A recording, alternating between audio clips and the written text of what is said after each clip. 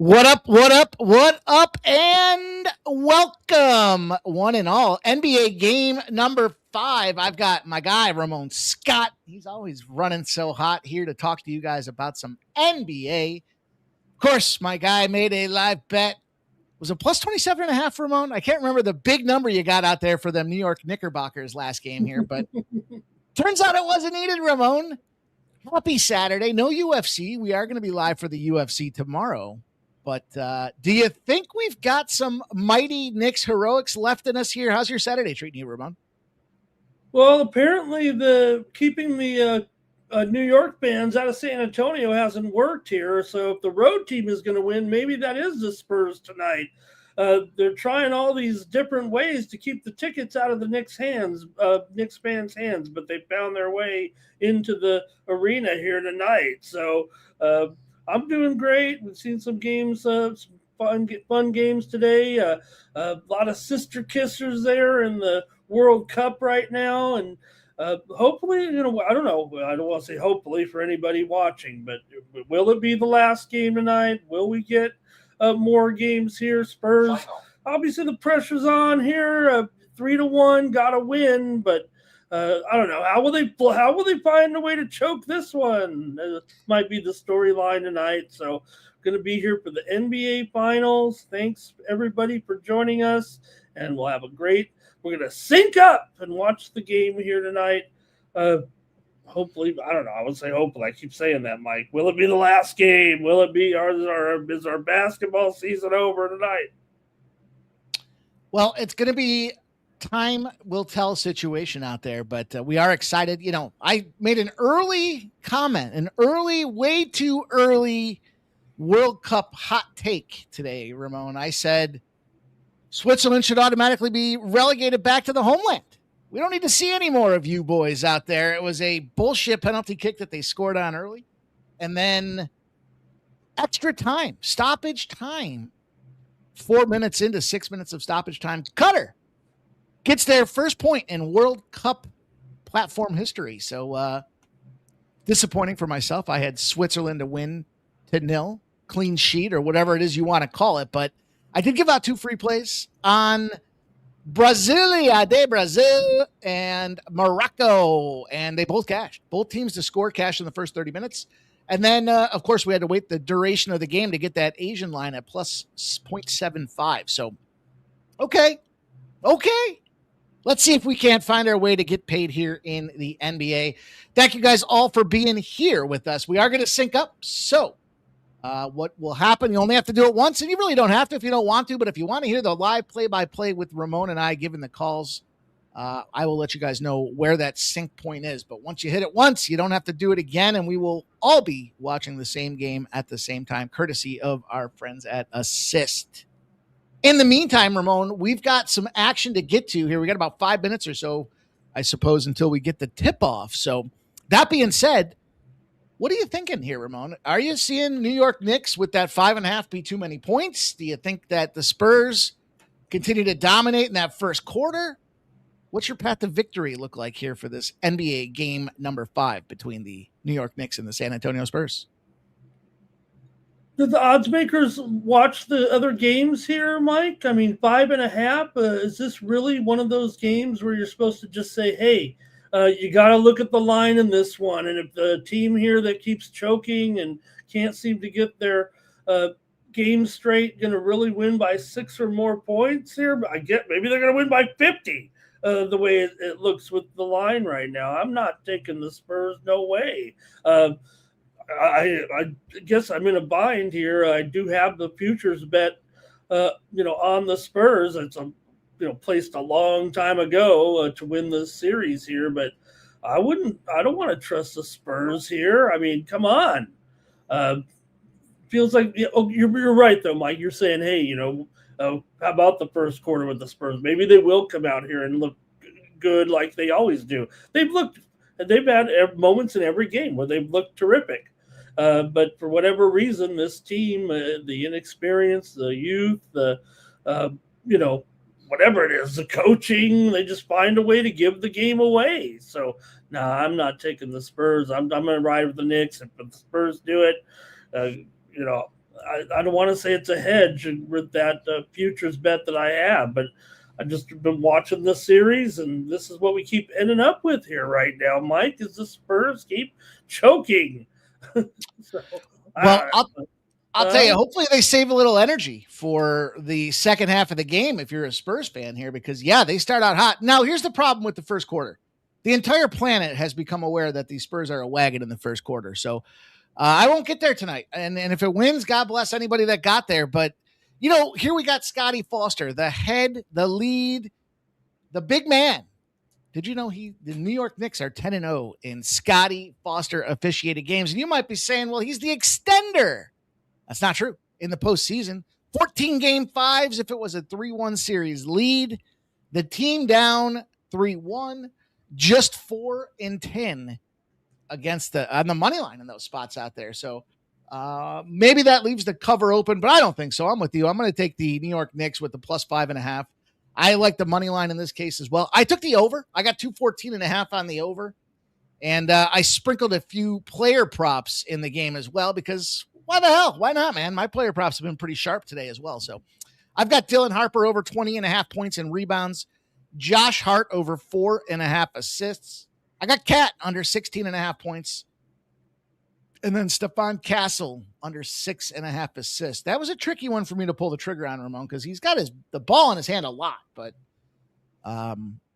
you know what I'd say is it seems like he's more of the perimeter scoring lane guy. And for that reason, I want to get on his under 6.5 assists. So right now I'm showing Richard Jefferson, Tim Legler, and Mike Breen coming on screen, counting it down, talking it off, doing whatever it is that they do. But you guys get your best bets in the chat. Let's see what you guys are on as well.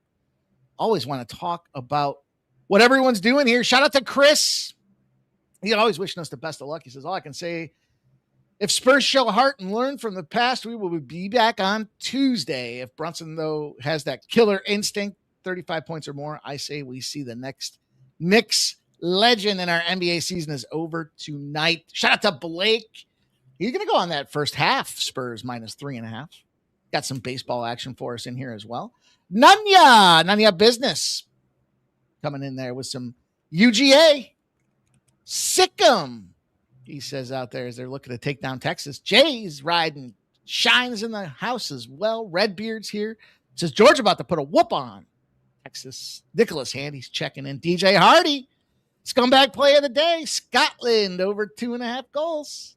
We always like to see this scumbag play of the day in its glory. Nicholas Handy does believe in this Spurs momentum in those first quarters. Traveling back home, he's going to lay the 2.5 on that thing. Dylon checking in there. Lewis Eisenhower says, good evening, Sports Money family. Let's cash. I think that's exactly right. And Dylan says, Brasilia de Brazil. Redbeard's Mexico. World Cup, baby. It's a lot of fun. Nanya says he smashed Georgia minus 105. Dylon's going to go on that Knicks money line. Chris says, even though it's a team game, I think the key for killer instinct to win is simply Brunson having 35 or more points. Bot Farmers checking in. Nanya says, go Dogs. Nanya's got that dog in him, man. Braves cleaned those Mets right up. They sure did. Chris says he's going to look to see what kind of blunders De'Aaron Fox does again. Gerardo's in the house. We are destroying World Cup. We sure are, except for Switzerland. Switzerland got me today. Wasn't too heavily invested in that game, but I did have that win to nil. Didn't see that coming, Ramon. DJ Hardy says there should be over 2.5 goals in this Scotland game. Shout out to Truth Teller. He's got no plays in yet, but we know he'll be popping some live spots along the way tonight. Let's go. Blake says 24 hours till the UFC, man. Excited for that. Pops is in the house. And everybody's checking in out here today. Appreciate all you guys, man. We wanted to be live for you guys with the NBA Finals in Game 5, since it could be game over, as it turns out here, Ramon. Oh, man. Look, this might be a historic situation here. Look at these closeout games, Mike. Unbelievable to think about what the Knicks have done in the closeout games in the playoffs here so far.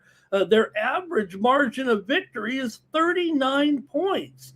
3-0 in the games where they've been on the road in the spot, to close out. And of course, they won by 51 points. Don't forget, right? Unbelievable. Remember that way? Seems like forever ago now, but 51 points, 30 points, and 37 points. The Knicks have won the closeout games on the road in the first 3 rounds of the playoffs here. So, look, I don't think they're going to win by 39. I think that's the average there if I add those up right, something around there anyway. But that is incredible. I mean, that is historic if you think about it. And, of course, they've been the incredible road playoff team all along here. So, the way it feels like it's just that the Spurs are youth, right? You got a 21-year-old in the starting lineup, a 20-year-old in the starting lineup, a young superstar.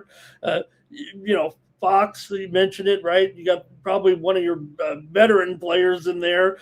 Chokes like he's a first-year player in that game. So, maybe it's just not their time here. Nobody's going to say that Wemby isn't going to win the world championship one day. Maybe he'll win multiple world championships. Maybe he will. I do think he's one of the most incredible players I've ever seen out here. But you know what? You still got to do it in clutch time, and he'll probably be there again. But this Knicks team feels like a team of destiny. The way it's going, Mike, you think of the NBA, right? You see it a million times in the playoffs, whatever round it is, whatever year it is. We sit here and it's 50-20, and you're like, what is this crazy NBA, right? I can't believe this team's winning by 30 points early in the second quarter.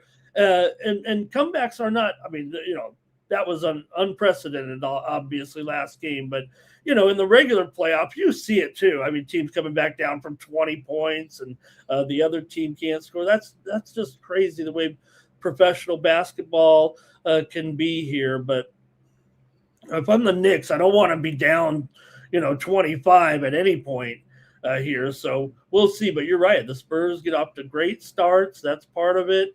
And, you feel bad in a way for the Spurs a little bit. Wemby obviously is a kind of a lightning rod player for some people. I mean, I don't know. Everybody says, "Hey, this guy's always roughhousing a little bit. He kind of a physical player." The guy is a toothpick. How is this guy? People complaining he's too physical, Mike. If I'm Wemby, I'd be proud. I mean, I'm a fan or a supporter. I'm proud of this guy being able to mix it up because that's part of the game, being physical. So, but nonetheless, it just right now has put them in a bind. It was funny because you thought the road teams were going to win every game there. We thought there in the last game, only to see that incredible, massive comeback, and just wonder what we'll see tonight, right? We sure will. We will. Indeed, they're going to get this thing rolling. They got the color guard on the court. Finishing a little bit of this, I guess, a little last second shoot around here as they get ready to sing one of the best songs ever written. Fact, Ramon. Fox has to back that baby out. Says Pops, Nicholas Handy says Diego Lopez wins in round 2 to start. Man, what did you think about the Josh Hokett? Was that a skit that he was putting on? I mean, it looked like he was visibly intoxicated and throwing up on himself at the weigh-ins. I can't believe that, though. Did you see the video? I want to think that that it was still more part of the act. I was critical on multiple shows over the last 36 hours. I don't think it's the right time or place. He actually came out and did apologize. I think he was serious in the apology, I thought, at first, right? But I mean, I'm not even sure about that. But to act the way he did, I know that usually, Mike, there's a fine line, and because you're an experienced guy in these, watching not only the fights but when two guys go at it in a press conference or in the weigh-ins or whatever, Mike, it's usually, I don't want to say for real, but it's like a real instinct. When a guy is doing it like this as part of an act, I don't buy it into it, right? I don't buy into Right. that. When I see two guys and they're like staring each other down, there's a non-fabricated hate. Okay, not there. And the funny thing is, right? We see this and with top fighters too. You get in the ring, they do it, they duke it out, and there's the embrace, and we're like, man, these guys are real war. I'm gonna call them warriors. They're just because we know the nature of the fighters, right? They're competitive and they hug it out and they're like, great job, whatever. And everybody's like, wow, good respect there. That's kind of what we want. This guy, I don't feel like is all about it right now. And there's a part of me, Mike, that really wants Lewis come in there and beat him down. To be honest with you, I know a lot of people are on Hokit. I'm kind of still surprised. Okay, he came up with some big wins, but they kind of pulled this guy. He wasn't fighting in like major regional, right? It was like, where did this guy come from? Okay, I know he's got the true college wrestling skills there. Okay, I get all that too, but and I'm the softest guy out of all of us, but I'm not into it. I'm not buying it, and I would rather him get beat down. Actually, I don't know if I'm going to bet on him or not. Here, it's tough because there's a certain level of he's looked good. He's looked good in those fights. He did the job. It's only been 2 fights, right? 2, basically, right? That we've seen him out here. That's a pretty rapid rise Sure to go is. from you're not even on the scene at all, and now you're fighting in the biggest card in history against truly one of the legends of the game. He's old, if you will, even saying in the press conferences, hey, I'm old, I don't even know if I should be here and that type of thing. But I thought it would look bad because just the White House card, something we all are kind of relishing in the fact that we can't believe it.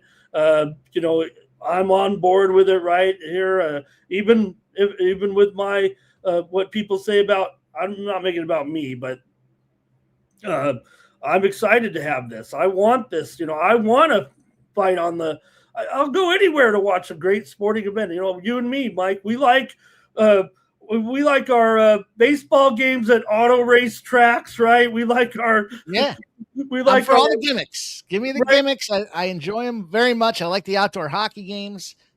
I like when they were playing basketball on an aircraft carrier. But yes, we like all that.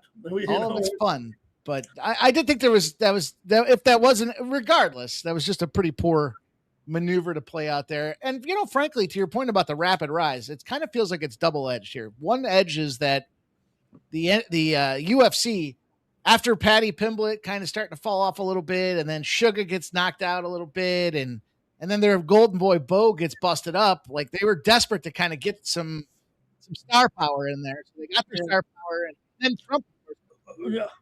Right. Was it which event was it there where he came through? And I think it was the Miami one. And he said, why is Hokit not on the White House card? So, Right, but really, I mean, the other thing is, wasn't it though that the president is more of a Lewis fan, right? But didn't he also say, why isn't Lewis on the card too? I think so. I think he wanted them both on the card. I think he basically put that fight together. So, and then, you're going after Topuria. Why are you worried about him? Why are you trying to pick on this guy, right? When your job is you're supposed to be fighting another guy. It just reeks of, look at me. And hey, we're all about that. I think, right. But, he's already lost me. I was trying hard to be a fan of a little bit of a fan, if you will, but I don't know if I ever got there, and now I'm not there. I'm not there at all, and I kind of want him to get his comeuppance. Well, Brunson's giving the comeuppance right now as they're going down the line for the handshake. Still working on getting this thing started. You guys, we're going to sync up like Girl Scouts on a sleepover. We're going to get a official time stamp on the game, and that will lead to synchronized celebrations with live NBA clips that we'll be posting throughout the evening. So I appreciate everybody being here. You don't have to sync up, but I'll let you know where the time factor is so that we are, at least on screen here, we are synced and on the same time and same page. Is there music going on?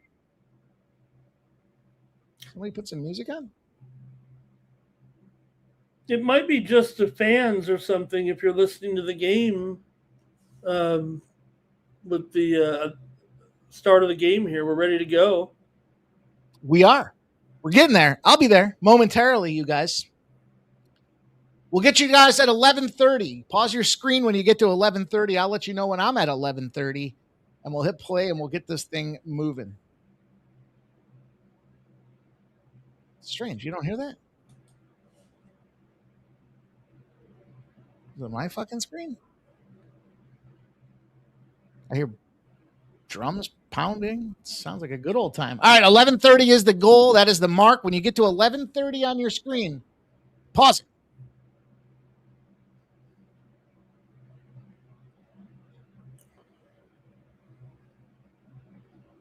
There we go. I think I figured it out. I figured it out. 11:30 is the mark we're looking for, boys and girls.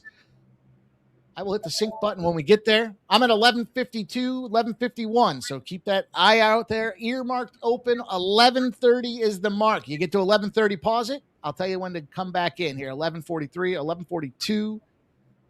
10 seconds, 9 seconds, 8 seconds, 7 seconds, 6 seconds, 5, 4, 3, 2, 1. Sync them up. Okay, if you're synced up right now, Castle is holding the ball with 11:21, 11:20 here and gives it to Fox. Fox puts it on the floor. And back here to Castle on the left side. He's going to take a three-pointer. No good. Off the back iron. And OG pulls it down here, Mike. And Hart has it now. We're a minute into the game here. Game number 5. And Anunoby was inside there, had a shot, but you know who was in his way, so he couldn't put it up. Now Wemby's still on him. He still wants to take it up. He loses a handle. He's on the ground. Hart now with it, spin, turn around, has to force up a shot, no good, off the backboard here, and here come the Spurs. I got to think under, Mike. I went under in the first quarter is what I did, Mike. Did you? Yeah. It was 214 and a half. It went 216 and a half down to 214 and a half, and then back on up. Here comes Castle, goes down the lane, gets a little hand checky, and the Knicks come away. Speaking of unders in this first quarter, Ramon, Knicks going to pass it back. Looking for the open man. Just going to kind of take a little step back, too. It's no good. Off the rim. And a whistle. It's against San Antonio, Mike. A loose ball foul out here. But you can feel it right now. This is the way it's going to be, it feels like, early on. This is a closeout game, so usually the thought is everyone's a little stiff coming out. Can the New York Knicks get their first NBA championship in over a half a century? That'll be the question here tonight, Ramon. Hart missed a layup and another loose ball foul here on the Spurs here with 2 minutes to go, and there's 2 minutes in where there's no score. Over betters biting their fingernails. In fact, now you're down to your actual fingers themselves here. This early 2-minute start with no points. No threes either. We did see a record pace of three-pointers that last game with the Spurs in the first half anyways. In the second half, it just came down. Brunson does a little check-in there. Gets the ball back. It's going to go out of bounds on... That was on the Knicks again, wasn't it? Yep, and right now it's going to be an inbound coming for the Knicks still here.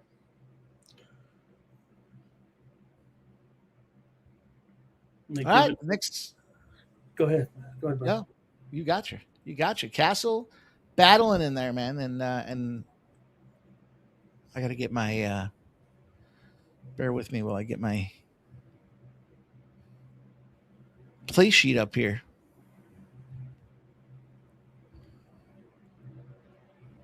Knicks inbound it, and it's Cat way out here. He's going to go pushing his way, shoving his way into the lane, but there's nowhere to go. And Wemby with a block, and here come the Spurs. We're looking for a point here, Mike. Just 1 point. There he is. Wemby. Leader of the game comes down the lane and buries a 2-pack. Shakur. You can see there are some orange shirts in here. Here's Brunson's going to take a three, Mike. He's got it. Boom! Brunson bangs it home. 3-2. Monster. Big lead change here. First lead change of the game. Fox with it here for the Spurs. He's going to try a left-handed three, but it's too far off the back iron. It bounces over the backboard, and it'll go to the Knicks. Ramon, you're so right about this Wemby. You're talking about crying like a baby that this guy's so physical. He looks like if he stood in one of those breezes in the White House pre-UFC event there, that he would have blown over. Is he one of these things? He kind of looks like that a little bit, doesn't he? Like he's got himself a future if the NBA doesn't work out for whatever reason. There's a big block, though. He gets the hand up and shuts him down as they pivot, shift, and lift this game into San Antonio territory. And the one-handed two, no good. The rebound picked up, and it goes in for the San Antonio Spurs. Truth Seller says Wemby reminds me of Gumby. What came in?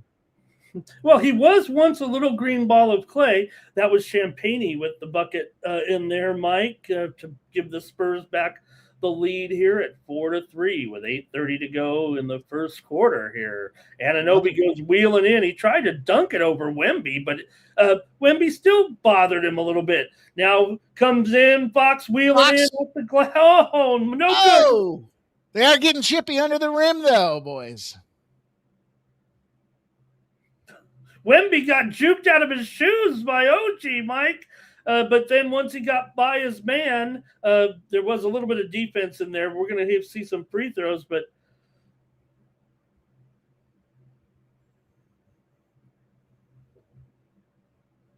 oh man, even you think of block shots, right? Oh, block! All he's got to do is get a fingertip on the ball. Literally. That's all you need. And he's 7'10" tall, so that shouldn't be that difficult. First free throw is good for the New York Knicks. Tie game 4-4. One of the viral videos overnight here, right, Mike, from the last game was the man with his children who obviously a guy who had some, I won't say wealthy man, but he was staying at the Ritz-Carlton where the Spurs were staying. Free throw good here. It's 5-4 Knicks. And Wemby was on the same floor and had the family kicked out. They were wearing Knicks gear, and Wemby thought, could be a fabricated story. I don't know if there's been any real news story about it, but the man made 2 videos with his children, said we were on the same floor as Wemby. We said good luck to him. We were wearing our Knicks gear, and so Wemby might have saw that maybe they would be a problem overnight, trying to wake him up, bang on the door or something. It seems to me like you wouldn't have the players on the same floor as regular people staying there. But I guess at the Ritz-Carlton, maybe maybe people do stay on the different floors or whatever. So I didn't know if I believe that necessarily, but it is a little bit viral, and people are talking about it like it is something that happened, that Wemby had the family removed from the floor and kicked out of the hotel because he thought that they would be a menace to their rest, their sleep or something. This was prior to the last game in New York. So I don't know if it's a story or not. I'll buy it. It did seem to be a negative input, Wembanyama in a negative light. Oh, New York doing everything they can to vilify the guy here. But, listen, young up-and-coming superstar does go for this free throw, does make that basket. It is going to be another lead change, 6-5. Brunson, ball hog Brunson gets that ball, dances around the paint, goes back outside the perimeter, looks for the open man, finds him, only to start calling for the ball again. Big downtown three is no good for the Knicks. Ball comes back out. It's Castle. Ball in hand. Tosses it to Wemby. Back to Castle. Castle drops in to the perimeter. Goes to Jackson. Sorry, Miss Jackson. And Wemby's there to bang home the 2. Oh, boy. Yeah, the shot there off just a little short, and Wemby just able to put it back in there with a little bit of dunk. He's got 6, Wemby. Big game for Wemby. The script was leaked earlier today. I know how much that matters to you in the handicapping, Ramon. Here comes Castle with it now as the Knicks miss another field goal and the Spurs leading by 3 here. 6:50 to go. And Harper throws it into Wemby here. He's way out there, goes backing in. Instead, leaves it for Harper, who takes a boom! Harper pulling her up that first quarter. Ramon, free money. 11-5 here. Hart bounces into the Cat. Cat's going to kick it out here to OG in the corner. He knocks it down. Oh. Mm-hmm. Dare you say NBA Finals MVP candidate here? Castle gets back on the ball. I told you that perimeter shooter goes over to Vassell, and Vassell makes the three is no good. 11-8, the Knicks come down the other way with Brunson. Ball hug Brunson. Starting out with the ball, ending with the ball, plays with the ball in the middle of the game as well as the shot clock continues to drain. 11-10, and there's Brunson from an ugly kind of behind the rim shot. He missed it, and the ball was deflected out of bounds, and we're going to have a stoppage of play here for the first time as the ball will belong to the Knicks when we come back after there was a little deflection in there. And we have a first break here. Deep breath. Appreciate everybody tuning in with us here. We are synchronized, so you'll see the score or the clock on the bottom of the screen is the same time that we're watching the game and trying to synchronize our conversation so that we're all seeing the same game at the same time. Part of this process and evolution here for live streaming is that we want to reduce and eliminate spoiler alerts. Ramon, I say it in jest. I certainly don't believe it, but I always keep my eyes on it. If I do see the script, I want to keep an eye out there. They did say Spurs will win 118-102, but it was the point I bring it up is because Wemby says 38 points, 15 rebounds, and 6 blocks here. So the pace he's starting with, that's not an unreasonable stat line. Oh, man, 38 points. I don't know. He's got 6 here so far. That'd be a monster game.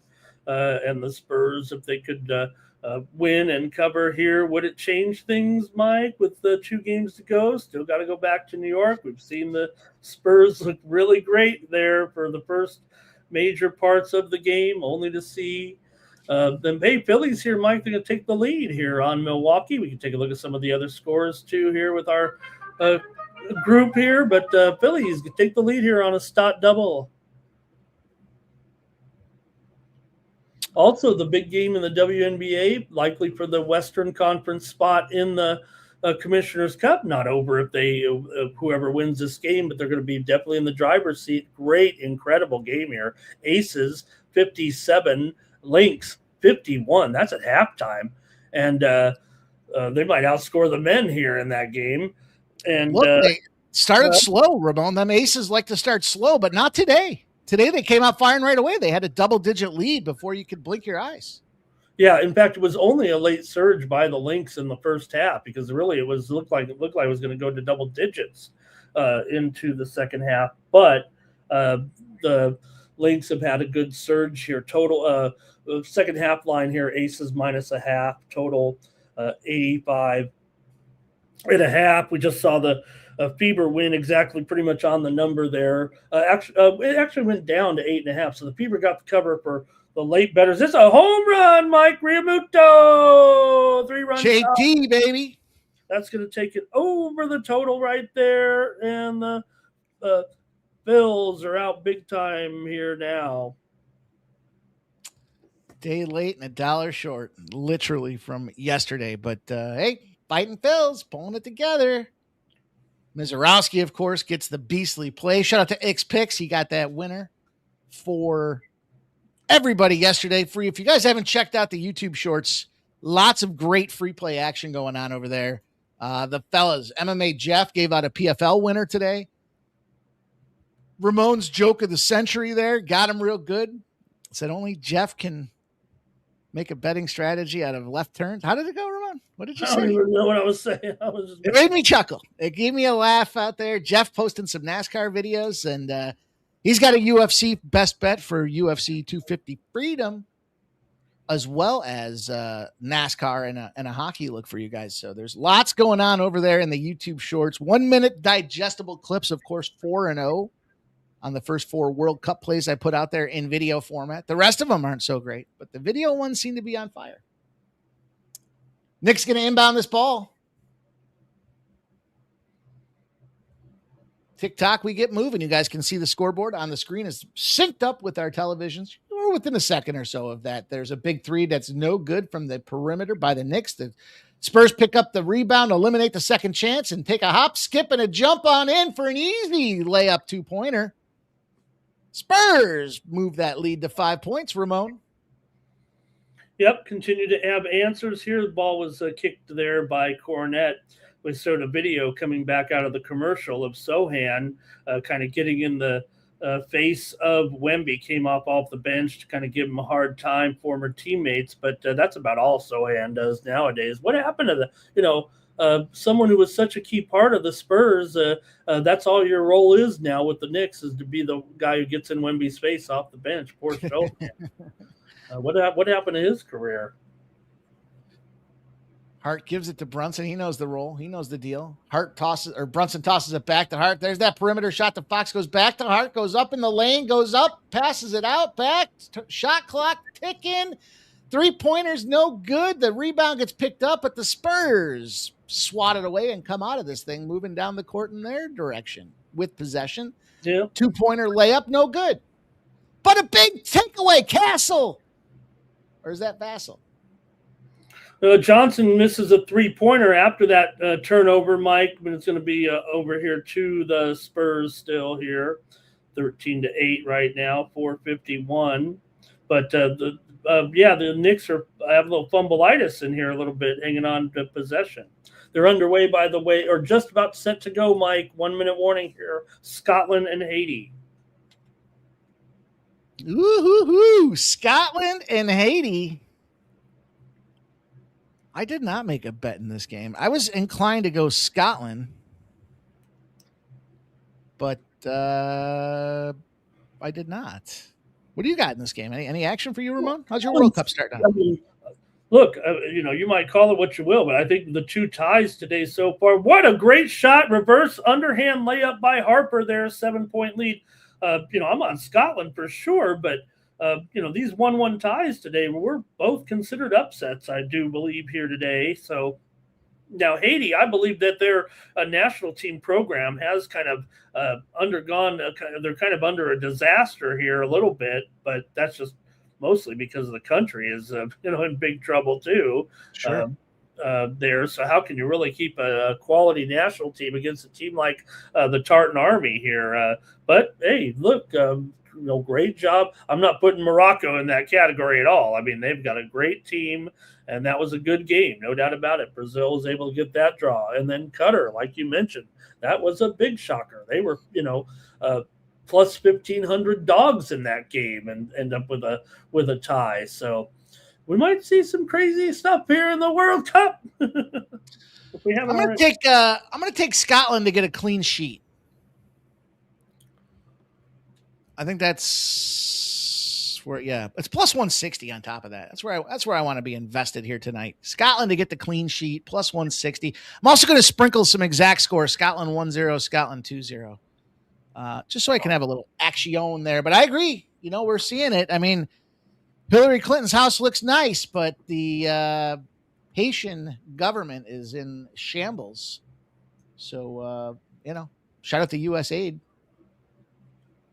Shout out to the Spurs with this 15-8 lead. 4 minutes left in the first here. The Knicks get the steal, take the shoulder in. That is clearly an aggressive physical maneuver, Ramon, but no good as the Spurs come right back the other way. Quick transition. Ball goes out of bounds, though. Could not handle it. Going to be a New York Knicks turnover.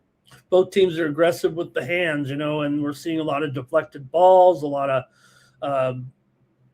good defense here and some nerves too, a little bit. I think you're seeing players kind of bumble around a little bit, not dribbling the ball very well and falling over. Here comes up there, right when I said it, Mike. Alvarado's in there falling, or Brunson's in there falling over himself. Or it was Alvarado that fell down. Brunson threw up the left hand, no good. And here come the Spurs again with that 7-point lead. Brunson's 1 for 4. Here's a 3-point attempt in the corner by Johnson, and he nails it, 18-8. Here we go, 10-point lead now for the Spurs quickly the other way. Brunson tries to go in amongst the trees, has to circle out of there. He's in the paint now, gives it to Alvarado, back to Brunson. Over here to OG.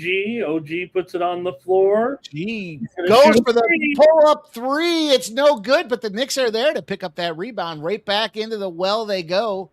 Brunson gets the ball dished to him from Alvarado. Going to move to the outside. Mishandles it, and the Spurs are there to pick it up and transition the other way. Champagne misses a three-pointer. It's off the iron. No good. Knicks the other way. Down 10 here. 2:20 to go. 26 points only. Brunson puts up a left-handed floater from 15. It's good. 18-10. Ball handler Brunson with a two-pointer out there. 3 for 19 are the Knicks from the field goal region. Harper with it. Spins. Gives it to Fox. Champagne for the three is no good. Not quite hitting these threes, Mike. They'd have a bigger lead if they could knock them down. Alvarado floats it up, no good. And, the big man. You don't do that to Mitrov. You don't do that to Mitrov. You do it to him because he won't make these free throws. Come on. He looked like a big, mean bastard. Boom. Nice little replay there for the Spurs. San Antonio fans trying to keep the lid on the roof. Final. There we go. Got a commercial break for you guys. This Haiti-Scotland game is underway. Portland Fire. They got that fire. 26-18 over the Dallas Wings. A little surprised. I'm not really surprised by that game. Beckers was a late scratch in this game. Really? Well, Dallas haven't just played. Quick turnaround, travel, overtime. Yeah, look at the line move there, too. That'll tell you something. It went from all the way to 3.5, even 3 at game time. I took the Fire on the show this morning before that. Information came out here, but about set to go in the second half of that Lynx and Aces game. Bad beat for anybody like myself that was on the Connecticut Sun plus 9.5. Yeah, I got the 10. I got the 10, but that didn't do me any good either, other than to get my money back in that one. It does seem like these, the teams that are getting these leads kind of give it up in the end a little bit. What we've seen so far last few days in the WNBA. Plus 7, them Indiana Fever in that fourth quarter. Big differential to go out there and get the double-digit win. I cashed my first quarter, so I was 50-50 in that game. Was lucky to get that, too, because they 30-29 explosion of points. Still to have that game pull up and end with the under. Royals bases loaded here, nobody out, bottom of the 6th, down 5-4. So you got to figure they're going to get something out of this here, trailing the Astros right now. And the other game currently going on in the major leagues, I saw them talk about the College World Series in there, and we got the Bulldogs here already on top of the Longhorns, 2-0. And I think that's kind of everything here. Games are coming up in an hour here. Cubs and Giants, Rockies and Athletics. One more in Las Vegas here, Mike. They'll play a day game tomorrow here. It's 106 right now. Not here in the highly refrigerated satellite studios, but if I walked outside right now, I might melt. Ugh. Nicholas Handy says Ben Brown Cubs to record the win at Fanatics. Okay, Woke the Jokes is Lynx Aces first half over cashed. Nice job. Boy, was it ever a big time scoring game there. I thought the defense would be there a little bit with the, like I said, the money's kind of, the winner of that team is going to be in charge of the Western Conference championship game bid in the Commissioner's Cup. Both teams came in undefeated today in the Commissioner's Cup. So Pop up there with Tim Duncan. How about that? Pop looks a lot better right there, actually, than the last few times I've seen him. Final. Yeah. I'll give everybody a free little parlay that I just put in. It's the old LALA. We love LA. Oh, where's LALB? Where's LALB? He would love that. Or the Los Angeles Flores. Angels. Los Angeles Sparks. Plus 251 for you guys out there. Mitch Rob going to the free throw line, and the girls are dancing behind him there. Maybe it worked, Ramon. I don't know. No, they could have been sitting there with their hands folded. He'd miss that. He'd miss the free throw. Both teams have 2 3-pointers made this game so far. Kind of a different story of the tape as Fox pulls up for the 2, and it's good. Easy. Good for Fox. Yeah, that mistake he made, that was like a no excuse mistake right there for a professional basketball player in that last game. Hard to believe that that's the way it went down, but Brunson doing behind the back dribble here with Champagne. Brunson up. Oh! Dang! Brunson gets everybody wet out there with that big splash. But here comes Wemby the other way for a 3. It's up. It's off the rim, and it's rebound eliminated. The Knicks pick it up and take it back to Brunson. Brunson gets kind of tripped or dove or fell. A little bit of everything happened there for Brunson. Yeah, but what is there? Did they call a foul? Ooh, he's holding his left ankle or his left shin. I don't know what he's holding. He gets up. He looks okay. He looks mean. Looks angry. He looks focused.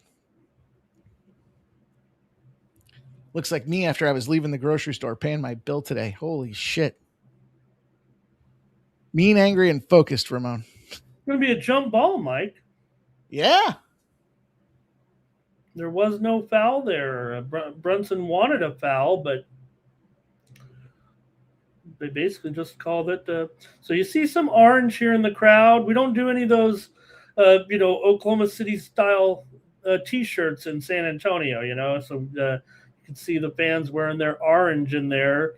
They had they tried to put a limit restriction on purchasing of tickets, 150-mile radius, but there's still plenty of Knicks fans here.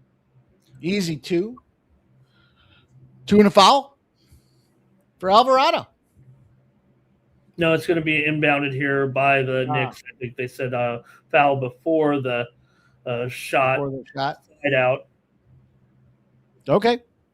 The Royals have taken the lead here, 7-5. It's a bases clearing double, I believe. Here's a Champagne. Boom! 3, baby. Woo! 23-13. San Antonio Spurs taking that big lead. Champagne, it's your guy. 15 seconds to go here, Mike. There's only 36 points scored, and now Brunson down again on the ground. Or that was Alvarado down again on the ground, but Brunson with it on Castle goes wheeling through, but he doesn't have a shot. Back to Alvarado from the parking lot off the rim, and once again, the last shot of the quarter is no good. Fewest points by the Knicks in any quarter this postseason. That's my morning steam winner right there, Mike. Under in the first quarter. Hey, beep, beep, beep, beep.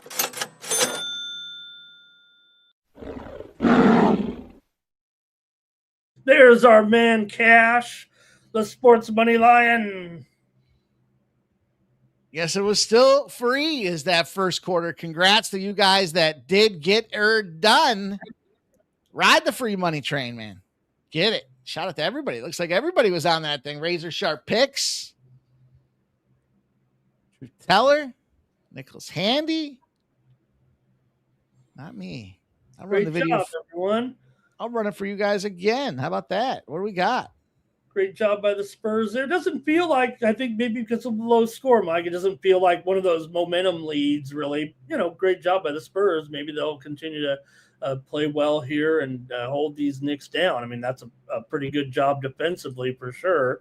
23-13 right now, but I don't know. The Spurs, if they're not up by 30, I don't know, Mike. It might be that might even be too much. But right now, Mike, we take a look at that live line coming in here. The total obviously has dropped dramatically here with that first quarter here.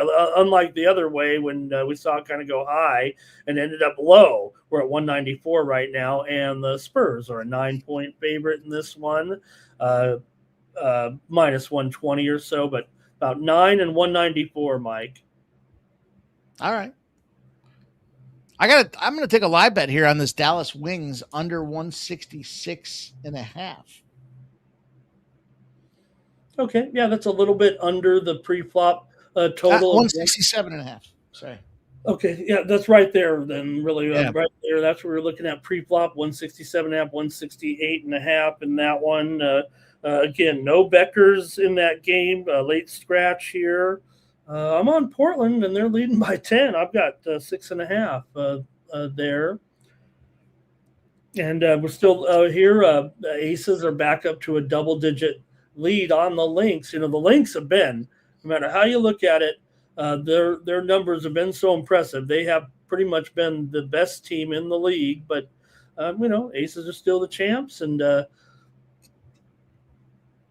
that shows I don't know about a flaw in the Commissioner's Cup. I mean, next year I'm sure that'll be the other way around. I'm sure they kind of line it up so that you don't play the best team at home every year, but good to have that big game at home, trying to get that bid for the championship game for the big money. How about the big money tomorrow, Mike, when we're here, you and I and Jeff, and Razor might even stop by tomorrow for the fight card, but how about those bonuses? Even more money for these guys here.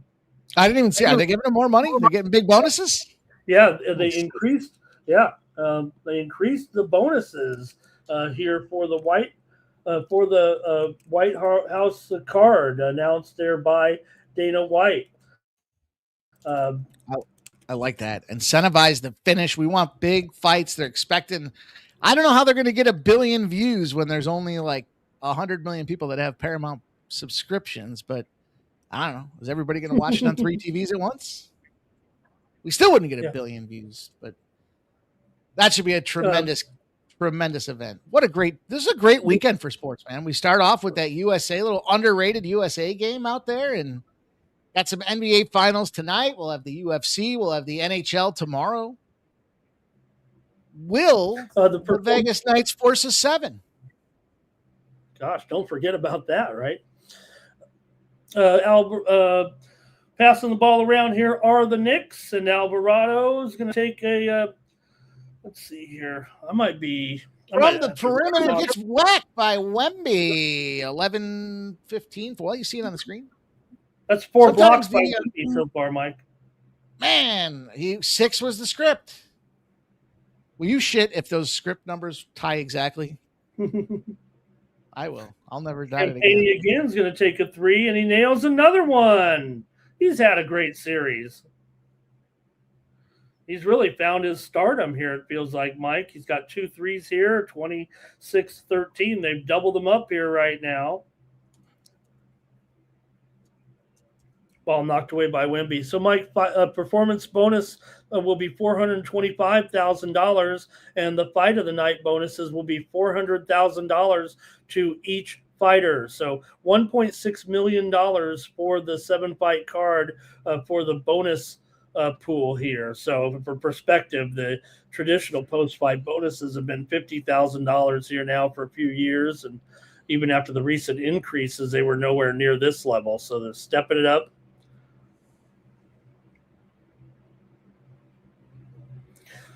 Shaman gets, I think it's a block party, Mike. That's block number 5. Shaman went in, and I don't know what you're thinking. I don't know what you're thinking. Losing the handle as Castle, he falls down, but it is a side out here. for the Spurs. That foul on Alvarado. So the Spurs will inbound here.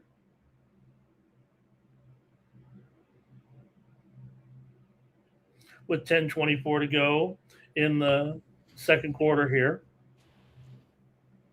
I see what our guy Razor was messaging. Yeah, I see that the Wemby block in it. Yeah. Let's see what this Harper reverse has for us here. Trying to get some clips out there, you guys. Trying to pick up the momentum. You guys have done a terrific job commenting on our YouTube so Razor's doing the clip. Oh, well, I wish we had Razor here, but he's doing the clips. I think he's just kind of peeking. He's just checking out. He's doing the clips, or you're doing them? I'm doing them now, but he was there commenting on the one. Oh, okay, great. Final. Great job, you guys. Castle gets smacked around a little bit. Let me see what this one is. Smacky the Frog. Losing the handle here is Alvarado, and they're going to call over and back on Alvarado after the harassing defense, and that'll give it back to the Spurs here in this one. So the Spurs are frustrating the Knicks here. He tried to do it tried to dribble between his legs, and that made it go back into the backcourt. So we played 14 minutes here, and the Knicks have 13 points right now. Castle out to Wemby, goes wheeling through the lane, but good defense there by Cat, and here come the Knickerbockers with Alvarado. Goes in, leaves it off here, whipping the ball around to Cat. Cat goes in against Wemby. That's not going to work. Cat has to pass it off now here back to Alvarado. He goes wheeling through, lay it up off the glass, no good. A little bit of a deflection in there, but here comes Harper, and then a foul on the Knicks. Spurs dominating here, Mike. We've seen this before, though.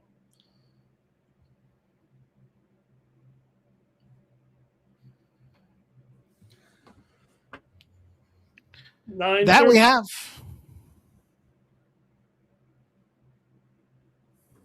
Harper at the line. Free throw good. Second one coming.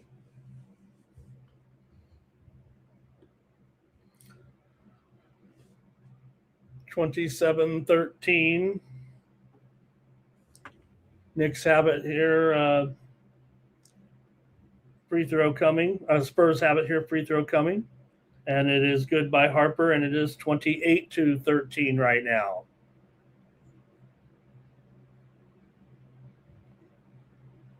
Harper's got 9 points. He's Mr. Plus Minus.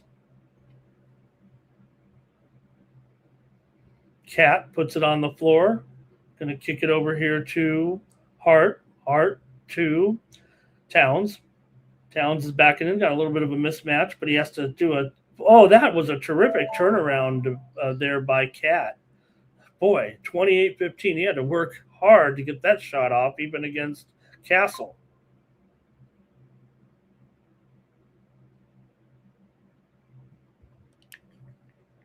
And here's Wemby straight away over to Castle, back to Wemby. He wants to shoot it, puts it on the floor. Instead, three-pointer by Harper, no good. And here come the Knicks a little bit as Towns rebounds, but he loses the handle again, Mike. And it's another forced turnover by the Spurs. They're playing really aggressive defense.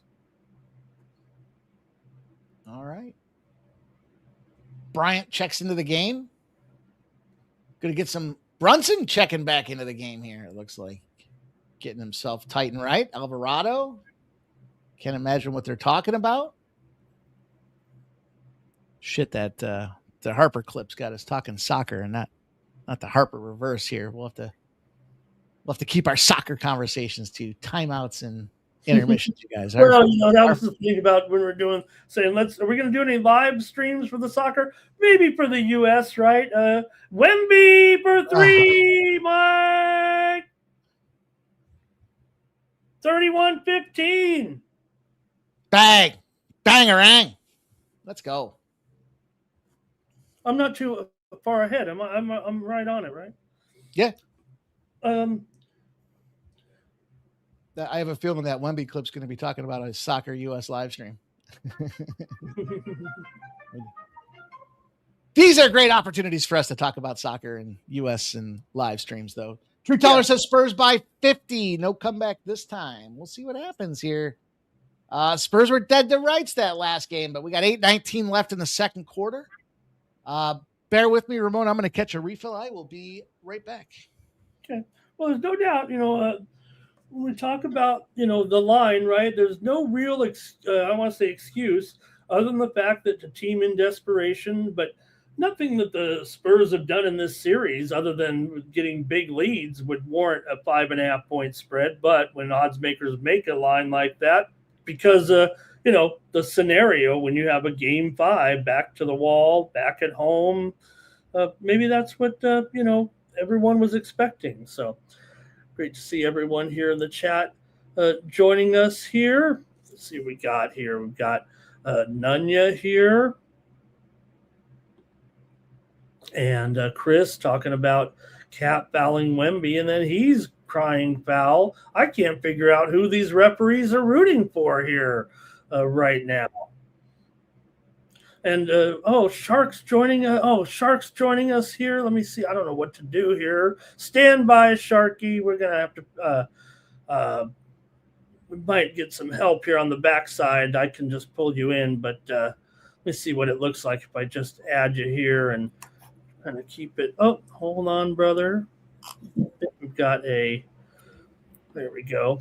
There we go. Hi, brother. What's going on, guys? Thanks for coming. Welcome to the life of NBA basketball, huh, guys? I just got back from dinner, catching up here. How we doing?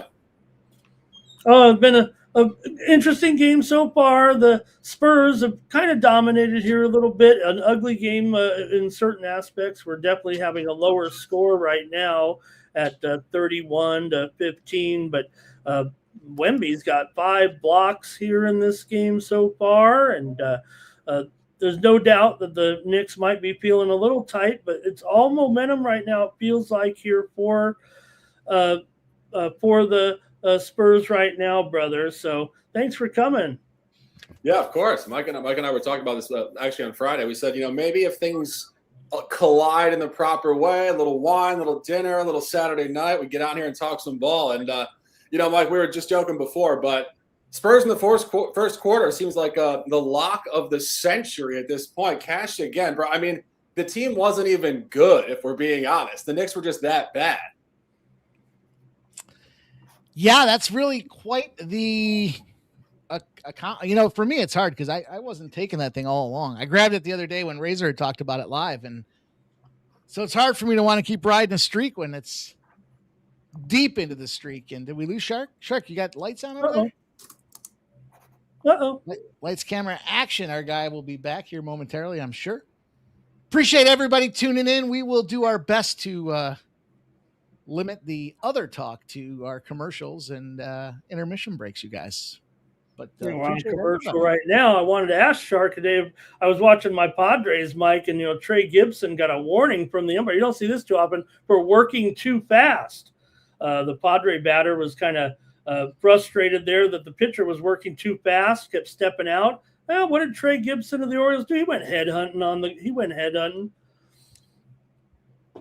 All right, I'm good for a quick 100-mile-an-hour up by the head ski. Trying to get him back there. There we go. Witness protection tonight, Shark.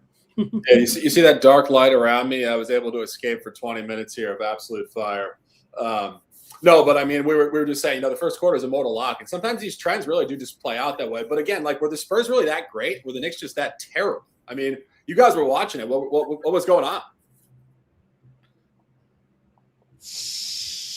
I don't even know. I don't even know what I saw with that second half. It was just sheer and utter disbelief here. Brunson goes back to the corner here, and that's a big 3 for the Knicks to get that, I guess, close the gap a little bit, boys. It was an interesting question because it just was like you just kind of saw it. It was like, when are you going to see a timeout? No timeouts called there, though. But Castle gets a little rough balled, and Vassell goes out there from three land, and it's no good as the Knicks pick it up and take it back the other way, boys. Yeah, if the Knicks can just weather that storm and push back like every other game, we could be in for a real tight one here. I mean, I'm a Knicks fan. I'm from New York. I was born in the city. And, if they win the title while we're on here live, guys, I don't even know what's going to happen. I mean, honestly, anything could happen. We could have strippers. I could be crying. I mean, we could have Jadakiss playing in the background, maybe a little Cameron, Jay-Z. I don't know. I mean, if there's any New Yorkers in the chat, say what's up, guys.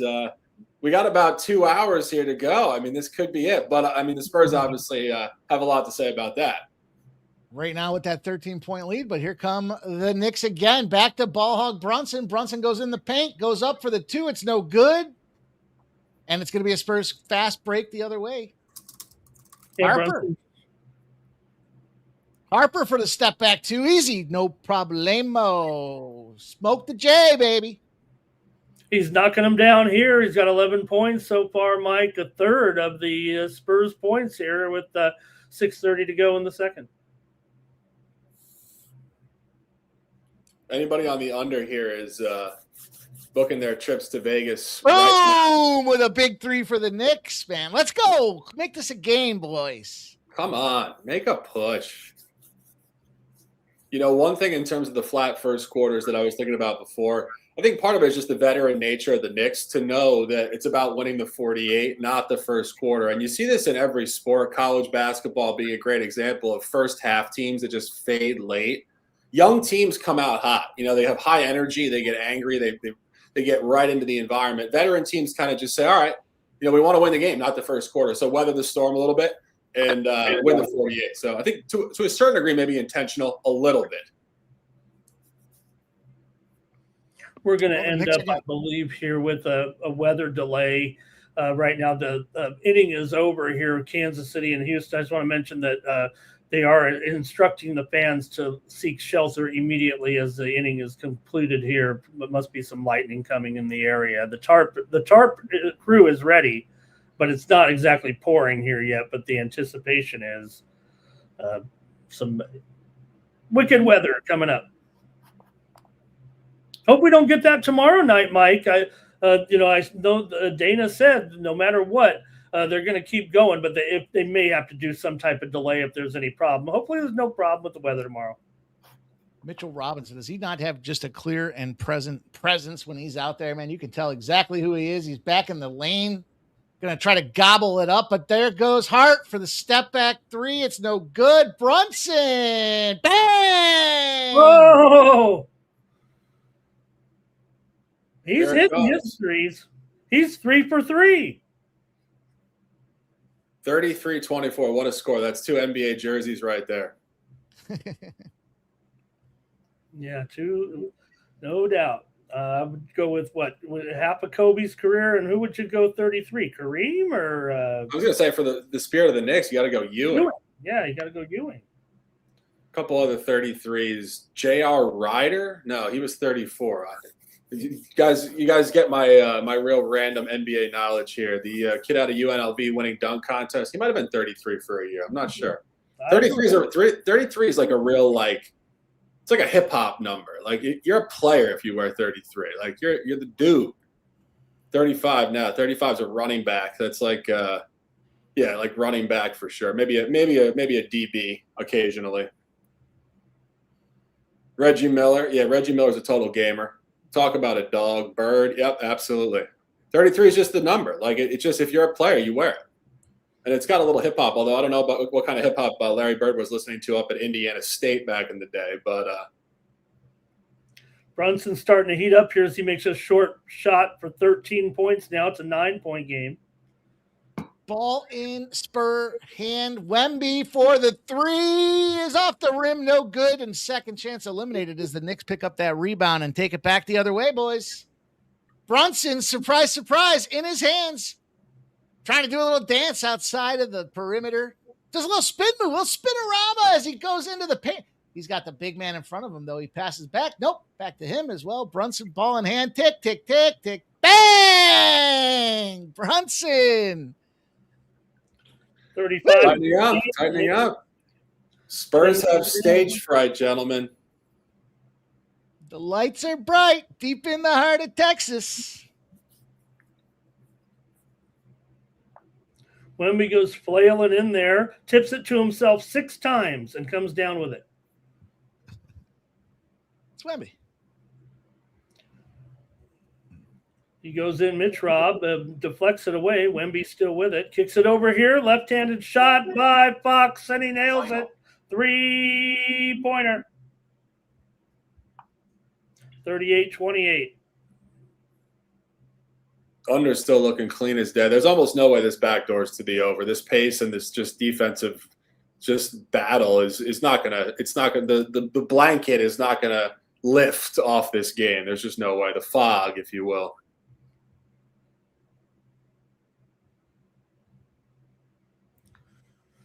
Brunson was trying to pass it. It looked like there, but he's going to end up at the line here. Brunson going to the line.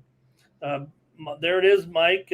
Brunson 6 for 11. Rest of team 4 for 26. No wonder I wouldn't pass the ball either, Mike. Of course he's going to hang on to that thing a little bit longer than necessary. To be fair, when he does pass it to his teammates, they often pass it back to him very quickly. Just Altuve, it's a home run. We have not stopped the action here, although the fans have moved to underneath the awnings here a little bit. Moved back from being exposed. Kind of a weird setting here right now in this stadium, but it's 7-all. All right, Brunson makes the second free throw, and it's a 9-point game here.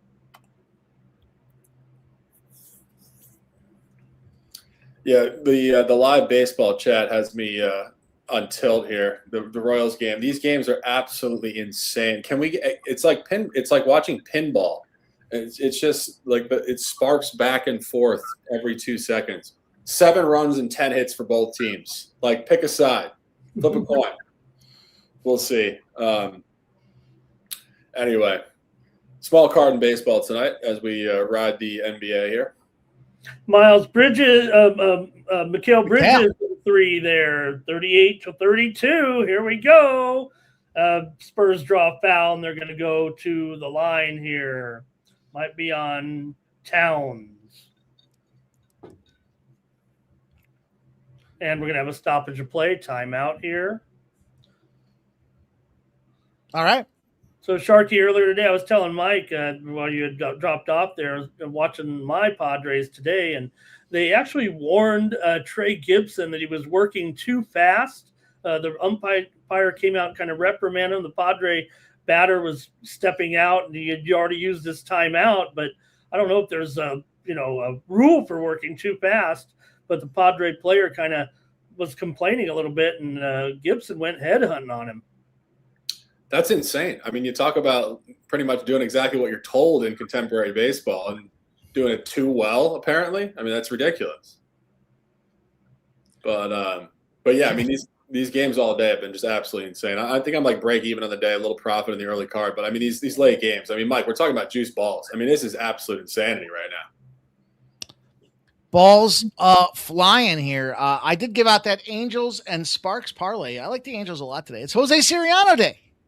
Who doesn't like Jose Siriano Day here? We got the Tampa Bay Rays and Griffin Jacks on the other side.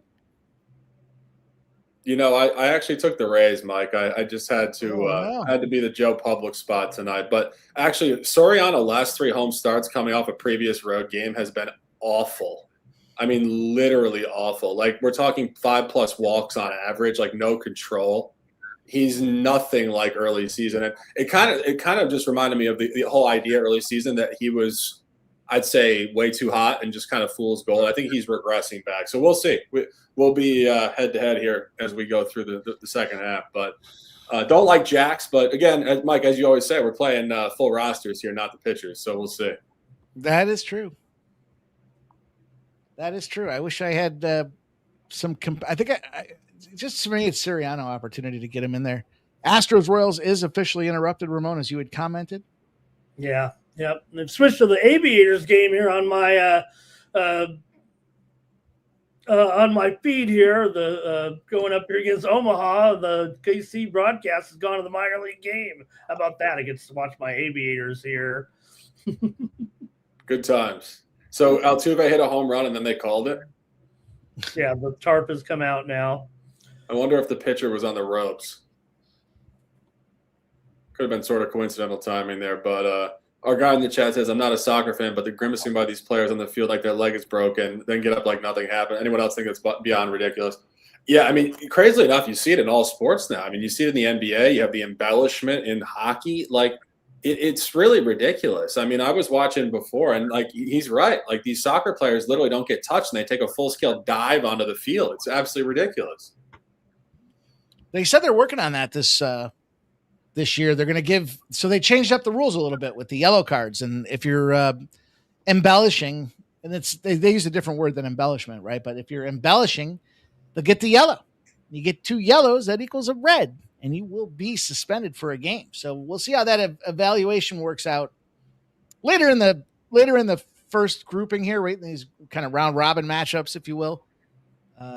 Some of these guys might do a little dog and pony show and catch a yellow card early, and that's going to change. It's like NBA wise, you catch a foul early, you get foul trouble early in the game. The rest of the game, you're kind of a shell of yourself here. My internet just, I don't know what just happened. Anyway, guys, while we're on this break, cheers to all you guys in the chat. It is Saturday night. I have a nice little glass of wine here. Mike, cheers to you. Ramon, cheers to the cleanest water out in Vegas. It's a great time, I've heard. Coming down the wire here in the Vegas game here at home, the Aces leading Minnesota by 7 here, trying to get a hold on the Commissioner's Cup championship game, but Vegas has been in control a little bit all the way. We're back underway here. Free throw good, 40-32, 2:30 to go here. You're right, Sharky. We're heading to an under here in the first half. Yeah, this game won't pick up. There's no way. The Spurs know to win this game, they just got to bottle them up the entire 48. And I also think there's just a lot of fatigue with the Knicks here. I think the Knicks could pull it out because of potentially the Spurs just not handling the moment late. Maybe just a little, as I said, stage fright late. But I don't think the Knicks have the legs right now. You can just see it. Like, it took so much energy to win game 4.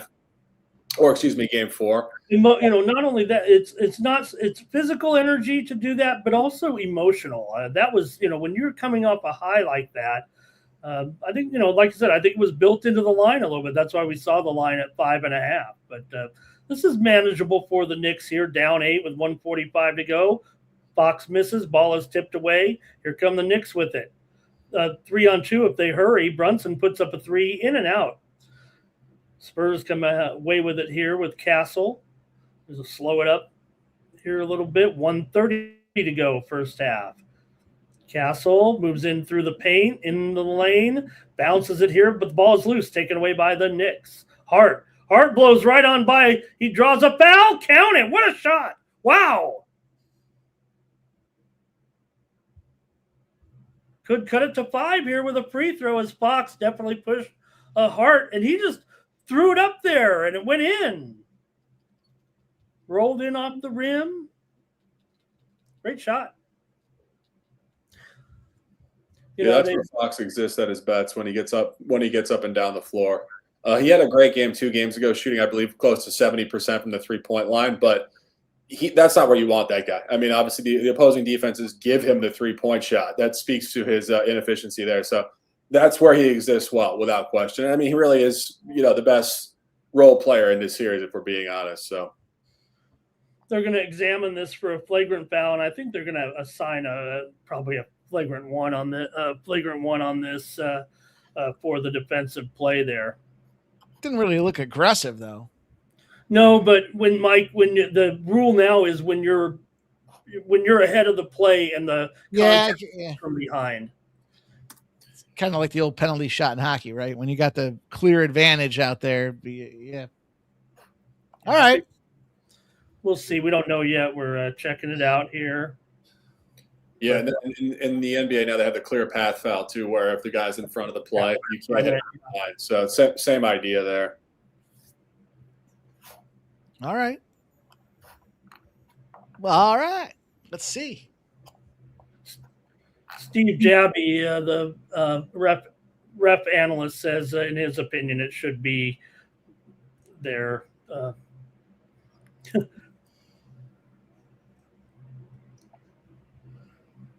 Okay, flagrant one there. It was an incredible shot, though, to just toss the ball up there and have it go in like that. 1:18 to go here, so it's going to be I don't want to say it, Sharky, but this is when you're talking about the Spurs collapses here, it's the little things that kind of add up, right? I think that's what you were asking about, and I think that's what we saw in that last game. Yes, the momentum and everything was going the Knicks' way, but they're just a little tiny mistake after mistake. And when you have guys in the starting lineup, 20, 21, and 23 years old, that might be what the Spurs, that's been their bugaboo. Yeah, absolutely. I mean, this is the same game flow we've seen almost every game. I mean, the last game got more exaggerated, of course, but every other game, the Knicks have pushed back in the second quarter. One thing that I think is also sort of noteworthy is that the Spurs do come back out in the second half early in the third quarter with a similar energy to their first quarter jolt, and then they kind of fade as well. So I think you actually could see the Spurs come out and get a little more of a lead in the third quarter, and then the fourth quarter is just going to get crazy tight. I mean, it's the end of the season here, potentially. So you're going to see literally everything these guys have.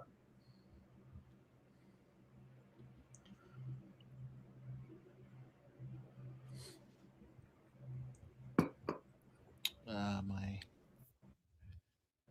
goddamn feed. 3-point game, 55 seconds to go here in the first half. Harper spins, shoots, another miss by the Spurs. The ball is loose. It's a loose ball foul out here, and it is going to be on the Knicks.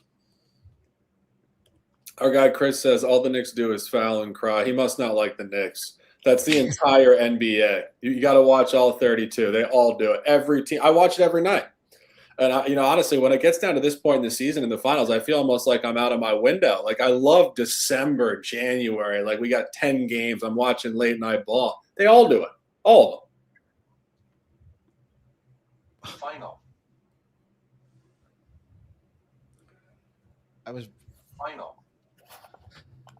All right. There we go. Let's see if we can get back in this thing. Another miss by the Spurs. Here comes the Knicks. They can tie. That kind of sounds like the other night in a way. I think let me get this possession in her. Hart puts on the floor. He moves in, puts up a shot short.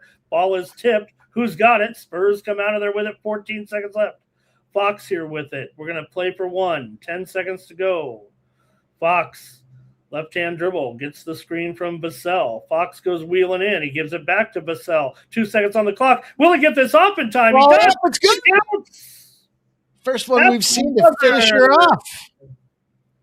All right. 5-point lead to halftime. Go the San Antonio Spurs, boys. To your point, Shark here. Let's see. Do they get them legs, man? Every game, it seems like this series has started out pretty identical to what we're seeing right here. In a way, but I think what Shark was saying, Mike, this is a very manageable lead, right? This isn't, granted, the score, we're dealing with a lower scoring game, but, this isn't 25, this isn't 20, this isn't 30 points, this is 5. Yeah, and, truthfully, in terms of the projection by books was early for the Spurs. If you guys looked at the splits, the line was about 5 for the game. The first quarter was like a heavy 2. I think you might have even seen a higher line in some books. And the first half was a split 3.5. So the books actually proportionally did like the Spurs early. They don't like them late. So, guys, I don't know. I don't want to get ahead of ourselves here. But Knicks fans, this could be lining up for really at least a +6 second half, which is all you need. It's all you need, crazily enough. 3 buckets, 3 layups in the plus. That's right. On to halftime. 5-point lead. We got some second half bets coming in. I'm going to take a look across the player prop sphere. Obviously, overs are going to be hurting right now. 34 points to the under, 36 points to the under. If you got that 216.5. Early flip went 216 to 214, back up to 216, and now it's way under. 5.5s pre-flop, now sitting at 4.5. Back to 5.5. The other direction. I guess it's the same. 5.5 on both sides. 5.5 pre-flop, 5.5 current. Interesting. And the Phillies taking the 9-5 sledgehammer to the Milwaukee Brewers. Yeah, the live total being at 182.5. Interesting number there because it's so significantly higher than what we're looking at here in terms of the first half. We're sitting at 79 points. So they're telling you there's going to be more points in the second half. Of course, we already kind of booked the win for the under. You're still 30 points under the total there at least, if not more. What was it? 40 points under. But I do think you're going to see more points in the second half just as a single bet. If you guys want to take the second half over, I think the Knicks know they need to actually be able to score the basketball and sort of disrupt this, like, as we said, fog pressure from the Spurs. And secondarily, if the game stays tight, you're going to see a ton of free throws in the final 3 or 4 minutes of the game. So you might actually see like an additional, I don't know, like 10 plus points just in free throws in the final like 90 seconds of the game. So I might jump on that. I got 182.5 here in Florida. Smaller for me. I'm probably going to go just 20 grand on this one. I don't want to say the Knicks have them where they want them, right? Like I said, it's not a 25-point deficit or anything like that. So, no panic here at this point. I think for the Knicks, been there, done that. I think the pressure is going to be I know it's clearly on the Spurs to begin with, but they pretty much outplayed the Knicks, but I don't think the score indicates that they outplayed them. Yeah, let me look at the box score. Because I think oftentimes looking at the box score, you can see the shot dispersion, which will tell you not only who's shooting well and who can regress, but also just the competitive dynamic, how many shots were taken in the game. Let me look here real quick. Curious. And obviously the Knicks, like you look at the first quarter, second quarter split, like 23-13 San Antonio, fine. Again, San Antonio didn't like blow anybody out. The Knicks were just terrible. 24-19 second quarter. Like, for me, that's very normalized. It's kind of what we expected. And I think it will pull back towards the Knicks. Just looking at the box score here. The Knicks are 13 for 44 from the field. The Spurs are 15 for 44. Exact same amount of field goal attempts. Talk about just mirror stuff. I mean, people watch these shows, Black Mirror. It's all centered off the idea that it's just all patterns. It's fucking crazy, if I'm being honest. Knicks have 7 free throws. Spurs have 6. Knicks shot 7 for 19 from 3. Spurs 6 for 21. So what you're seeing here is the Spurs' slight over-reliance on the 3-ball, shooting far under their season average. 29% is not where they want to be, but they're not going to get better because the physicality in the game is absolutely nothing like they expect in the regular season, where they shoot north of 37% as a team. 7 for 19 Knicks is pretty normalized. You can expect that to continue. Moral of the story is when you see 88 field goal attempts, that's 176 for the game. This is going to uptick not only because of free throws late, because they're going to hit more shots in theory. So, guys, if you guys want to bet this, definitely take the in-game over at 182.5. Obviously, we're just shooting the breeze here, but that is an absolutely top look for the second half for me. Wait, say what was the play again? Over 182.5 game Gotcha. line in game. And as I said, I think it's really interesting that you see that both teams have taken 44 field goal attempts. So the pace wasn't like just an absolute snail's pace. 88 field goal attempts in an NBA game for a team is like, for 2026, that's like very standard pace, not overwhelming. You're not approaching 100, but you're not crawling back to like, 75, which is where you see like the Houston Rockets with Ime Udoka just like sucking the life out of games, and the final score is like 99-95. So you're going to see shots and you're going to see free throws. So the in-game over is absolutely the best in-game look for me. I like that look. I get down with that. I mean, it's fucking 30 points against the original there. So yeah. I'll tell you what I did. I jumped on the Hart. He's got 0 assists. Pre-flop, I capped him at 4.5. That was his number that he was sitting out there at, because the problem I have is he's just multifaceted as far as kind of what kind of guy he's going to be at any given time here. But, listen, Brunson's the problem. Hart's the solution. Hart can operate as the kind of short guy out there. And I would imagine if you're the Spurs, you probably want to double up a little on Brunson here in the second half so that he can stop. He's like you had commented, Ramon. He's the only guy doing anything. So Hart 3+ assist is plus 125. That's the spot that again, he's got 0. So we're playing with dynamite here. But I had that Karl Anthony Towns under points wise, under 16.5. He's got what? 2? How many points does he have? I think he's got 2, literally 2 points here. Dylan Harper over 20.5 points and rebounds. And I think he's sitting at, what was he sitting at? 11? Let me see. Yeah, Dylan Harper's got 11. So we're still tracking on that one. He's now 22 plus with some juice on it. So we'll sit tight there. Castle's under 6.5 assists. He's got 1. So I'm going to get back in on that Hart prop because everything else is looking pretty good here. But I'm going to stay with it. I'm going to stay with these New York Knicks. I'm not ready to hit. Now, this doesn't mean the Spurs can't win, but, you know. Yeah, also what Dylan Harper, you said points and rebounds. What was the number for the game? 21.5? 20. Yeah, I got 20.5 with a little, I think it was like minus 120. Okay, yeah. And he has 0 rebounds. So that's something he can certainly improve on. Can't get any worse, actually. This is Dylan, come on, bro. You got to game it up, bro. Although he's shooting great from the field. He's 4 for 6 from the field to get those 11 points. The guy's an absolute gamer, though. I mean, like, you look at their starting lineup, Champagny, obviously Wemby, Fox, Vassell, and Castle. Little rhyme scheme there, little Vassell and Castle on a Saturday night here. But I would say this, Dylan Harper's a better player than Devin Vassell, for sure. He's a better player than Champagny. He'll be a starter next year, I would think. So that's why he plays almost starter minutes. They kind of platoon the 6th man here. Nobody else is getting any burn, really. I mean, Keldon Johnson, 6th man of the year, also gets some burn here, kid out of Kentucky. But, I mean, Harper, for not even being 21 years old, I mean, the guy is well-crafted, to say the least. There's a lot of young superstars on both these teams that are, like, upper mids, mid-uppers. I don't know what you want to call it in relation to filling out a basketball roster, but it makes sense that both these teams got where they did when you start looking down the lineup of talent that they have out there.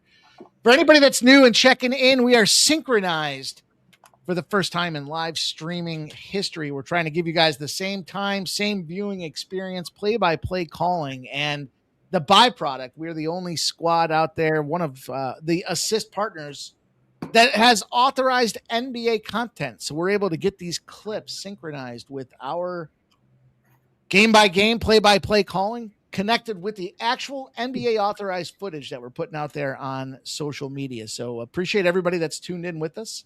We're one of only a select few that has this opportunity to do just that. So if you're at home and you want to try to get the same viewing experience, you'll see right below Ramon, right below Spelty Balls himself, Q2 0-0-0. Of course, we're at halftime. But when the ticker lines back up to start the third quarter and that clock is ticking, you can synchronize yourself to the same spot we are, and we can all, for the first time in sports viewing history together on social media, pretend that we're at the bar watching the same game at the same time together for the first time in history out there. No more basement broadcast, Shark. We're trying to reinvent here. We're trying to maximize this big thing that is social media. And it's all about sports money, baby. I love it. I love it. And you guys in the chat, tell us what you're doing, hanging out. If you guys have any drinks, you're throwing some live wagers with us. Let us know if you're telling. Our guy says third quarter over 51.5. I mean, that's a strong play without question. Great number there. Chris Warren's jumping on it, says he's having a glass of whiskey. Hope you didn't need to have whiskey to trust, but if it makes you trust further, drink more. We love it. And but yeah, no, I mean, I think you're going to see definitely an uptick in points. The only way this doesn't go over is if they continue to shoot like just absolutely abysmal from the field, which is what you're seeing in the first half. Both teams under 35% from the field. So it's going to have some pace. And this is a very deceiving score. Again, one of the things we would really like to unpack is the box score versus the flat score line. This is a deceiving score. With 88 shots, 43 point attempts, and 13 free throws, that speaks to far more points just overall. So what you saw there was kind of an outlier, and it was clearly just a first quarter of a bit of fatigue. The Knicks came out very quickly, 2 for 13 from the field. They were clearly, as much as they like to say they're 0-0 and they're right there in the present, they were clearly still thinking about New York City a little bit. The celebration was very real the other night. So I think you're going to see more clear-headed ball in the second half. We're going to see some points. But, again, guys, not going crazy nuts. Always manage your role. Let's cash it, guys. If you guys haven't been aware, I don't know what rock you were hiding under, but I'll fill you all in.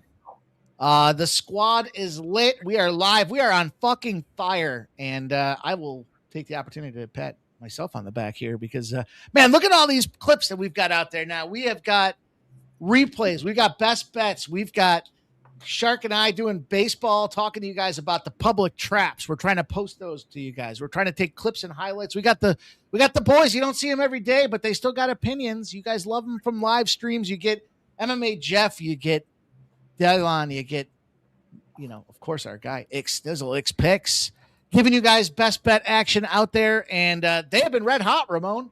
It is unbelievable. We are so fortunate to have the morning steam kick our days off. And then Sharky and I come in at noon before I wrap her up with pre-gaming. But, man, oh, man, them fellas have been hot, too. Ick had that first quarter best bet today. Jeff had the PFL action. That was an easy UNAM decision. Look at this, man. And then it just keeps going on and on. We said, why the Blue Jays have a massive pitching edge yesterday. They got the job done. Look at soccer, Euro soccer, UFC, World Cup soccer, 4 straight winners in the World Cup action as well. So there's NASCAR, there's UFC. What else we got? NHL action for tomorrow and more, you guys. So get out there, get active, get engaged. Some really great comments that you guys have been leaving. NBA play has 29. I'll tell you what, Bosnia versus Canada, my best bet video yesterday had 40 comments. Guess what's coming? A contest. I'm just going to leave it at that. But you know what? If you're smart, you recognize I'm talking about comments and try to put 2 and 2 together. You guys loved it last summer. Shark, we did this thing last summer. We did, what did we call it, Ramon? I can't remember what we called it. RBI, Grillin'. I can't remember what the contest name was, but dog days of summer, man. Everyone's kind of ho-hum, and we started getting into this barbecue contest. Yeah, I remember. We were playing for the barbecue sauce. That's right. We had the who's got the best barbecue sauce. So I went to we went to the local here. They've got a really fantastic. There's 3 dinosaur barbecue locations, now 4. Syracuse was the original, Rochester, Buffalo, and then Brooklyn, of all places. Where Brooklyn at? They got a dinosaur barbecue as well, but they sell their sauces and their seasonings. So we put together a basket. We had all of their barbecue sauces, all of their barbecue seasonings, all their little hot sauce additives. Our guy Sharpie came in. We had gift cards for meat. So it was basically getting a 4th of July barbecue from Sports Money out there. And it was all based on ribeyes. Everybody had to post 1 ribeye per day, RBI, that was going to score in baseball. I kept track of it all. What a pain in the ass it was to track all that. But I think we did it for like 21 days or something like that, Ramon. I can't remember. And it was fun. It was fun to see these guys commenting about RBIs and then winning a gift basket full of $100 in gift cards and then all that barbecue sauce and seasonings. Fun contest. Yeah, I mean, we got to lighten up the summer here. It's kind of, it is the dog days, like you said, but I mean, this is going to be a better summer than usual. We got the World Cup carrying us almost to the MLB All-Star break. And then at that point, football starts up, training camps. The first training camps start in late July. I mean, we got the Hall of Fame game, like the first week of August. So this is going to be a quick summer. It's going to be a great one. I mean, times have never been better, Mike. I mean, this is high level stuff. I mean, there's no other channel bringing you guys wall-to-wall coverage on all sports with just actual, I would say, good vibes. I mean, just happy times. Like, it's good to be around, guys. So we enjoy you guys in the chat. And truthfully, most of the channels that you see are a little over competitive, I would say. Bunch of assholes just talking trash. A lot of good people around here. We appreciate you guys in chat. You guys are good people for hanging out with us. So keeping it real. Mike, we said we're at the bar. If we were at the bar, I would say that to people. I'd say you guys are good people. We appreciate that. It stands for something in life. Life is not about what car you drive. It's not about how much money you have in your bank account. It's about how good of a person you are. A lot of great people involved in this project. So just a shout out to everybody for that. Just had an incredible finish here in the CFL. Every game is a thriller. Saskatchewan 38, BC 27. Minnesota has come all the way back to take the lead in the WNBA game with 44 seconds left. Minnesota leads by 1, but the free throw good here. We're tied at 94. So every game in the CFL, Mike, has been decided by just a couple of points really here all season long. They're really having some great games. Las Vegas here, free throw. She's shooting 3 here, so 44 seconds left. Second one good. We're ready to go here. Second half here. Dude, I had Toronto plus 6.5, Ramon. Argonauts let me down. They lost by 7? And it was because of 3 touchdowns in the fourth quarter last night. Oh man, Chad Kelly and company, get your shit together. And that was a 7-point game, so I'm not trying. It was a great game.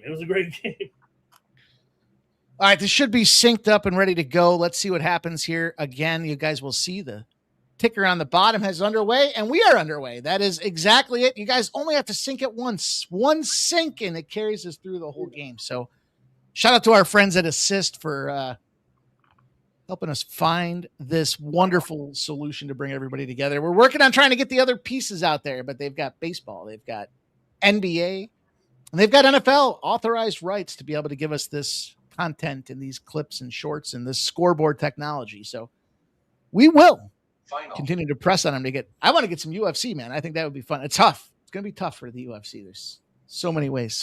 Although with Paramount now, you would think one channel, one platform, one streaming entity now. We'll see. Olivia Miles made a 3-pointer for a 1-point lead for Minnesota, but Vegas is going back to the line here with 20 seconds left. Wemby goes to Castle. Castle goes to Fox. Bang! Off the boards. No good. Premature bang, Shark. Yeah, Mike Breen said thanks. He didn't want you to take his craft.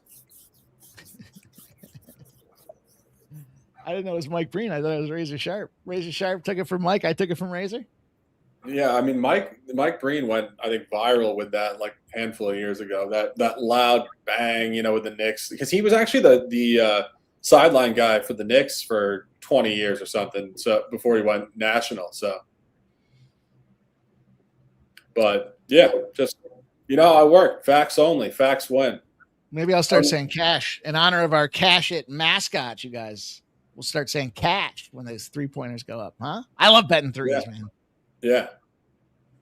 When you start calling these games live, it's such a, you got to come up with your own stuff. I mean, we're so new to this too. Like it's fun. I mean, it's fun to be on here, but we got to come up with it. I mean, the guy in Madison Square Garden says 3-point ball, and then he says whoever hits it.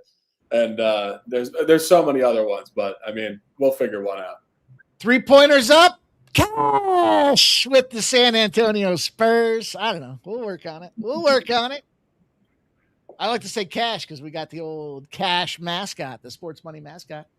Brunson passes it back to Mitch. Mitch Rob passes back to Brunson. Brunson at the key. Cash with the 2-pointer. We're going to hear cash about 10,000 times in the next week on here now. That's our slogan. You go get my stack from underneath the couch. We'll just make it rain over here. I need a blow dryer next to me here.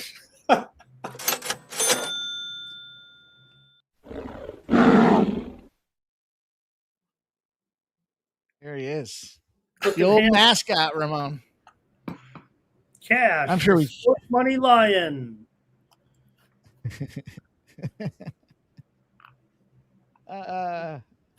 We might have the seal of approval out there with yelling cash, boys. 3-pointers up. It's off the boards. It's going to be a wild chuck back to Brunson there. Rebound picked up by the Knicks. It goes back to Brunson from 3-point land. They're going to go in the paint. Going to dribble. Gets blocked. Wemby, of course, that 7'4" SOB gets his hand on it. Champagne. He goes back to Wemby for the bang and cash. Bang and cash now. Takes 21 times to make a habit. I got to say it 21 more times. You know what? We'll just go off record. I'm going on a date next week. Girl's going to show up and be like, "Hey, so what do you do for a living?" I'll say, "I bang and cash." Only a real girl will not leave the restaurant immediately. That's actually how I want it, though. You just tell her, "That's what I do for a living. I bang and cash." It quickly vets all clients. Only real people stay. I cash and I smash. Guess what? I just paid for dinner. Let's go to my house. And as she walks away, if she's not down with it, this is exactly how I'm going to be laughing, like a deep, deep laugh. Like, she's going to play the game. There's no game. She's not a player. Not in the arena, babe. Sorry. You're out. Not in the arena. Nicholas Handy says PCA homer. Cubs take a lead 1-0. Man, Okay. how many fucking leadoff home runs does Shohei Ohtani have this year? He did it again today. Did he? How many? At least 5, probably. He's got to have. Dude, it feels like he's got 5 in the last 2 weeks. The guy's just a beast. The only time he wasn't leadoff homer was when they didn't put him in the batting order there for the early month of May. You know, PCA is so hot and cold, too. We were talking about it last week. This guy, I mean, he could hit 2 tonight. I mean, because that's how he is. He gets that momentum, and he just rides his own wave, basically. Trash talking fans. I'm sure he coming around first base. He probably told some nice little Oracle Park ladies, sit down. Steph Curry's not playing in the playoffs or something. Dude, his epic response when that girl called him out was fucking great. I can't even remember exact. I just remember it was like right up my wheelhouse. He just took the shit she talked and one-upped her. I was like, fuck you. Totally one-upped her too, because she actually didn't say anything like off color. She just basically said you suck or something. Yeah, she called him a piece of shit or something like that. No, she didn't. No, I listened to it because I was curious to see what like incited violence from him. She just kind of had like your average shit talk to a player, like you suck, blah blah blah. He comes back with suck my, whatever. I'm not going to say it on the air, but my SED, right, or something like that. He was like just shoves it right in her face. Give her the pipe, like he's like J.R. Smith, baby. But I mean, like I was like PCA, my dude. But like he's out in California. Where he went to high school with who? Jack Flaherty and Giolito out there. Is that who it was? Oh, did he? I didn't even know that. Yeah. So I just think about how he talked about the show when Bellinger got to MLB. He was talking about it like. Just how like fly they feel like they're just hanging out. Like you think about like that school just having all these blue chip MLB players. Like the dude's probably been vibing like this since he was like a freshman in high school, honestly. Yeah, some of these dudes are just used to winning. They're talking about being in the arena. Yeah. Second half's going to start for Scotland and Haiti. It is 1-0, Ramon. 1-0. We can take a best bet. Just underway in the second half here with the World Cup game. Also, the Aces beat the Lynx 100-97.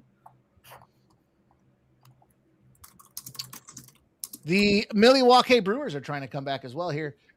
We got action, though. NBA action, as you guys will see with the synchronized scoreboard. 3-pointers up from Champagne. Cash!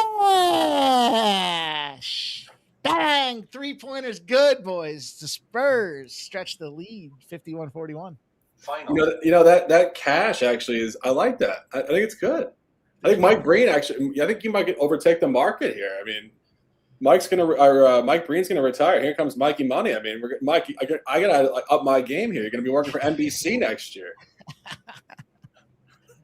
I'll take you boys with me. Don't worry.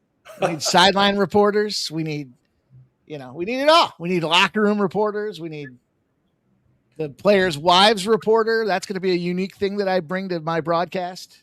Where's sit down with the players' wives and interview them during the game? Mike, where's Megan making money? No.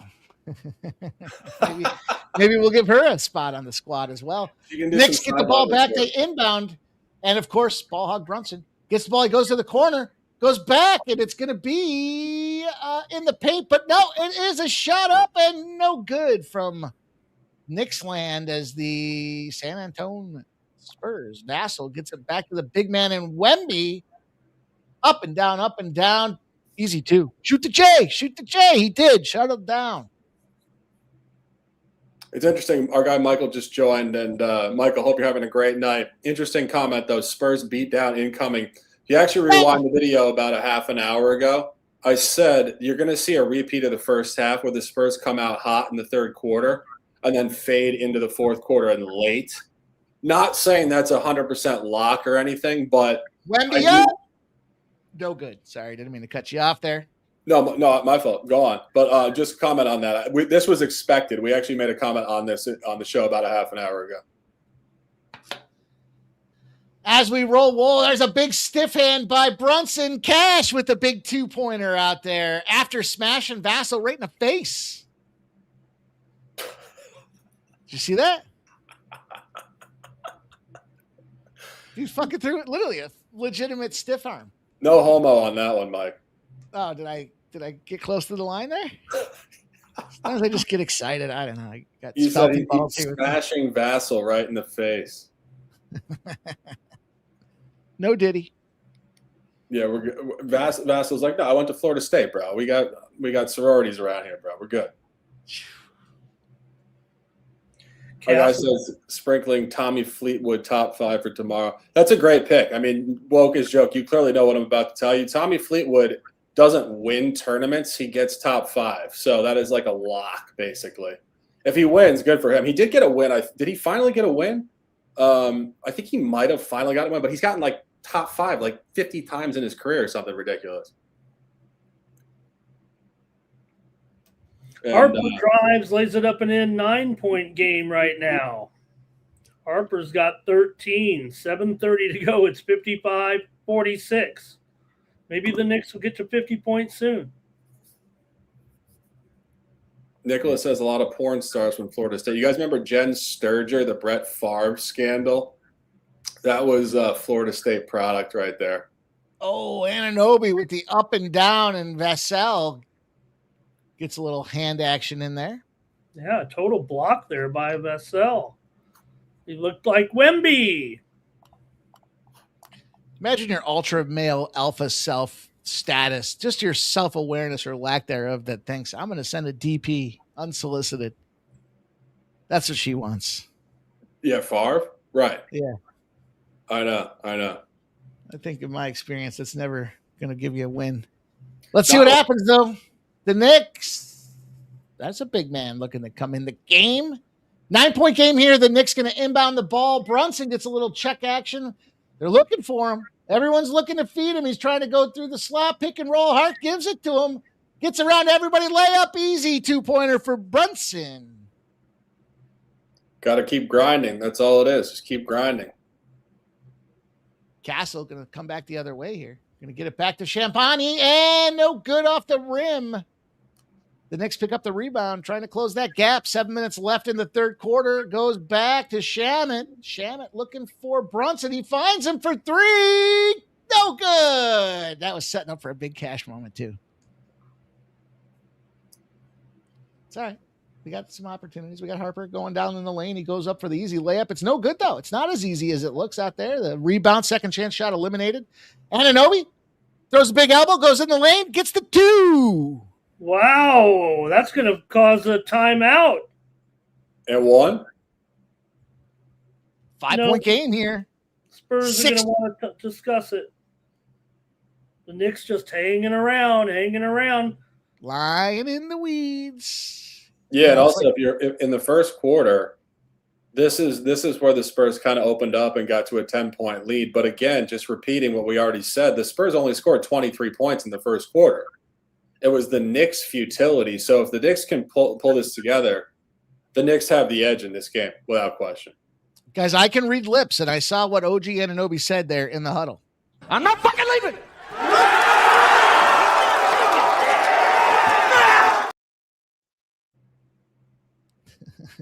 Let's go. Let's go. You know what? When I saw that OG was from London, I was actually a little surprised because he just seems like such a stock American dude. Like, he's ice cold, clearly, but he doesn't really have that, that British vibe going on. Went to Indiana, interestingly enough. I don't know. A great player, though. I mean, dude, that play in the last game, talk about an underrated play in NBA history athletically. He made it look so easy to just like literally lift himself from basically the foul line over 3 Spurs players, get basically untouched and just tap it in. That's athletic as hell. He made it look so easy that he actually the athleticism didn't seem so obvious because it was so smooth. Silky, baby. Oh, yeah. I'm tempted to take this Brew Crew. Plus 359 right now. I'm going to sprinkle them. I'm just going to throw $25 on the Brewers.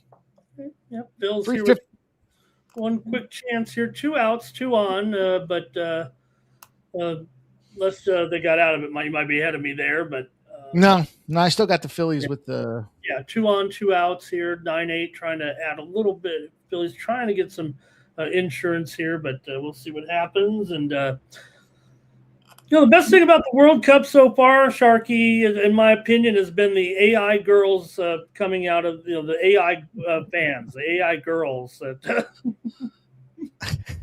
on social media. Have you seen? They're not real, but they might as well be.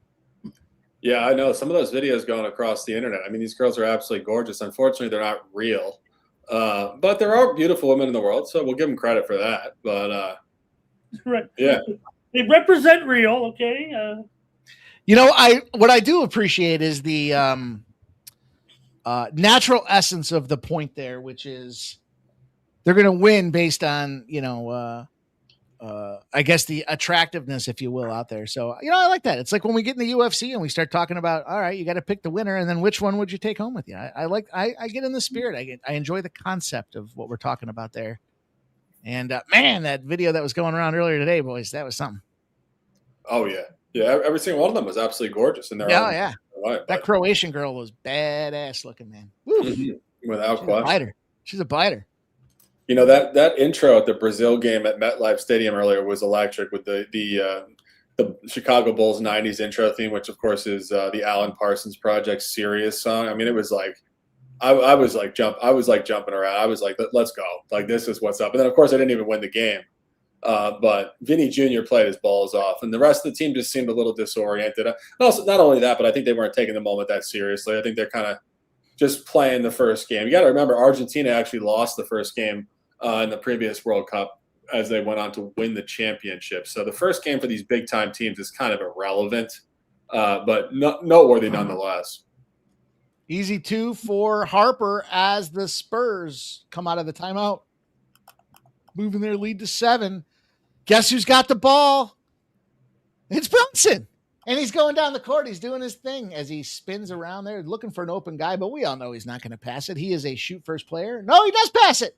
And he goes to none other than ball goes back, and somehow in the hopper, Alvarado's out. Is that Alvarado? Look like Alvarado. Big three's up. Go. Wemby comes up with the rebound.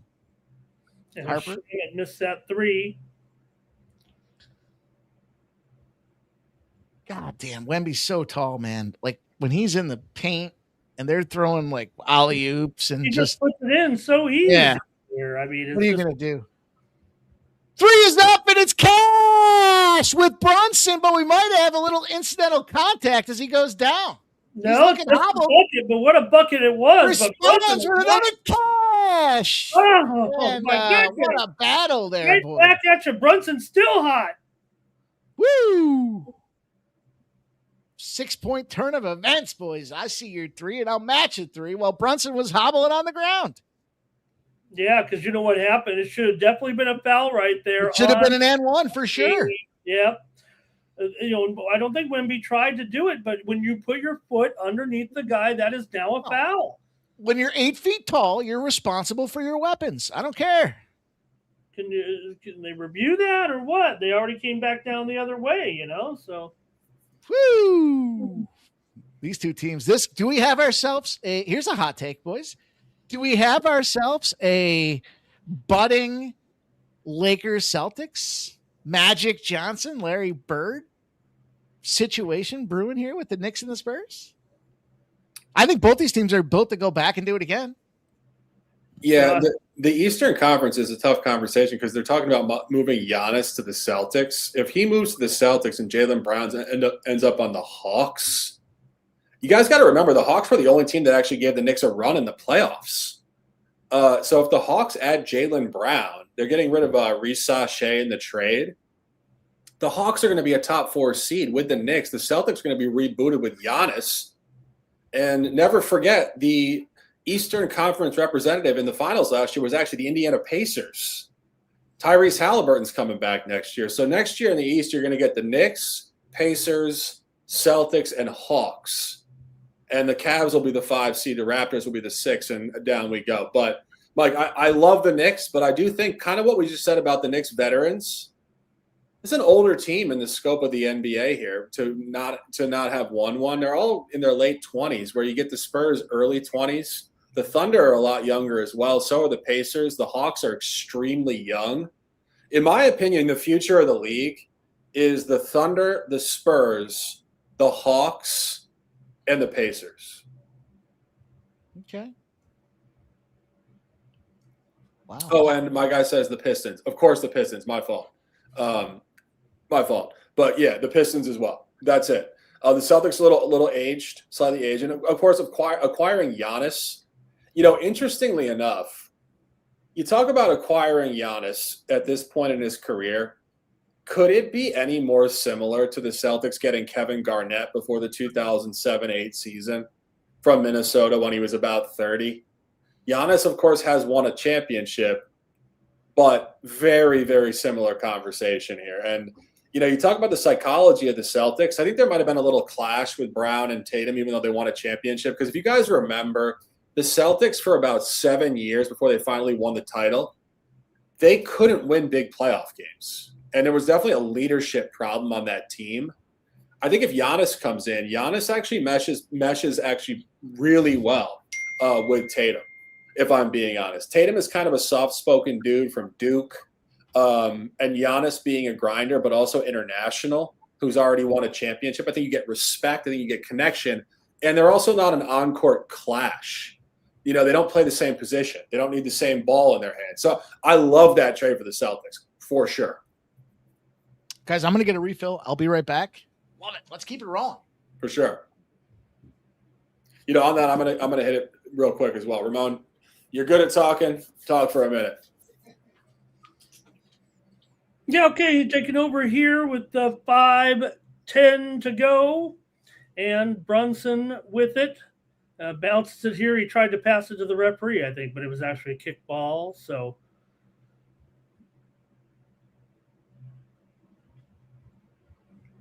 Wemby here has got to be careful with his flagrant fouls because he could get a suspension here in the next game should he commit any more flagrant fouls. Got to be careful.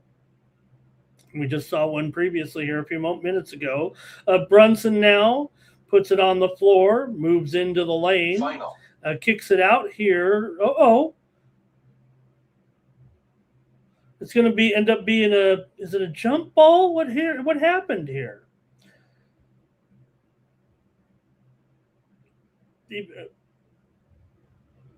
Oh boy, it was the UFC eye poke here by Harper. Unfortunately,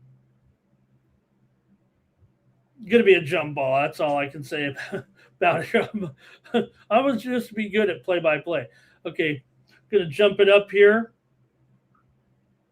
And controlled by the Knicks. They got to put up a shot. Shamet, turnaround jumper, no good. Pulled down here by the Spurs. Into the front court here is Harper with it. Harper with 4:40 to go. Knicks by 9. Wemby.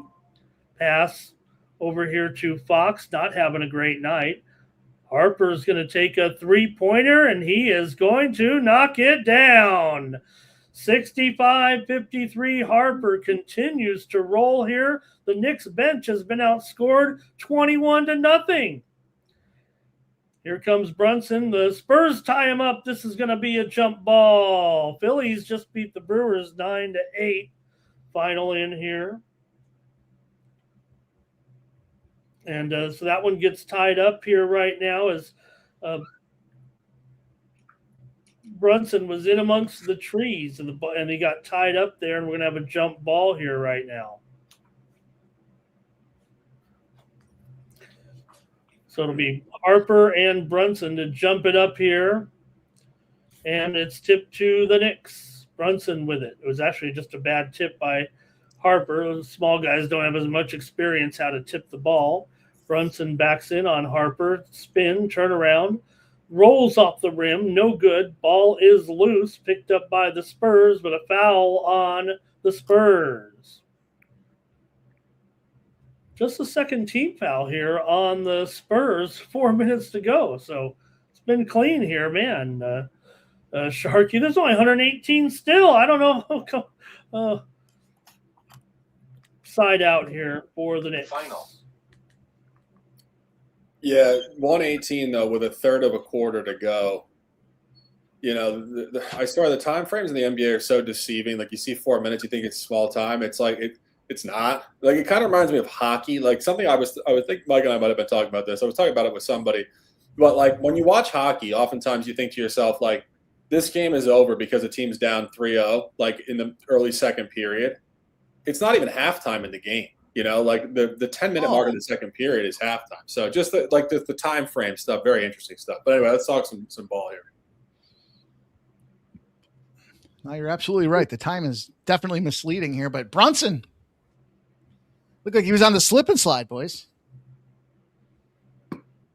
Yeah, it's a foul there by the Spurs. Definitely. Harper fucking bodied up, man. Speaking of hockey, wrong sport. Yeah, and again, this is exactly what we saw in the first quarter. So, again, not saying that anything's going to drastically change here given the dynamic and the desperation of the Spurs, but the Knicks quarters in this series are the second and the fourth. The Spurs quarters are the first and the third. So just keep that in mind. Great point. Yeah, and Chris, just in terms of that, in Chris' most recent comment here, it's why I really hate betting the NBA because the officiating is so inconsistent. Totally agreed. It's very subjective, and it's definitely personality oriented. There's like legitimate relationships between officials and players, so there's a ton of movement there.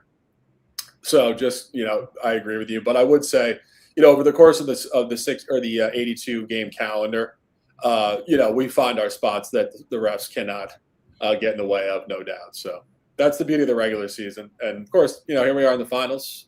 It is obviously magnified for sure. Wemby gets the block, but the Knicks pick it right back up, go in there for the layup, which is going to be blocked as well. And they give the go ahead to Wemby, goes over to Harper inside. No good as well. Harper chucks that ball out of bounds.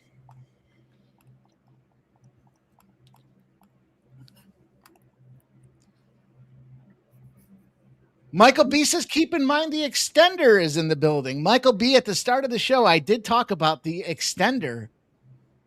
And I'll take a second to comment on it again. This guy, true story. When he's reffing a game 5 and the team is up 3-1, the team that's up 3-1 goes on 25-15 ATS, 32-8 overall. So common misconception dispelled today. Scotty Foster look at 3-1, 4-10 on the money line are those teams in the last 14 games.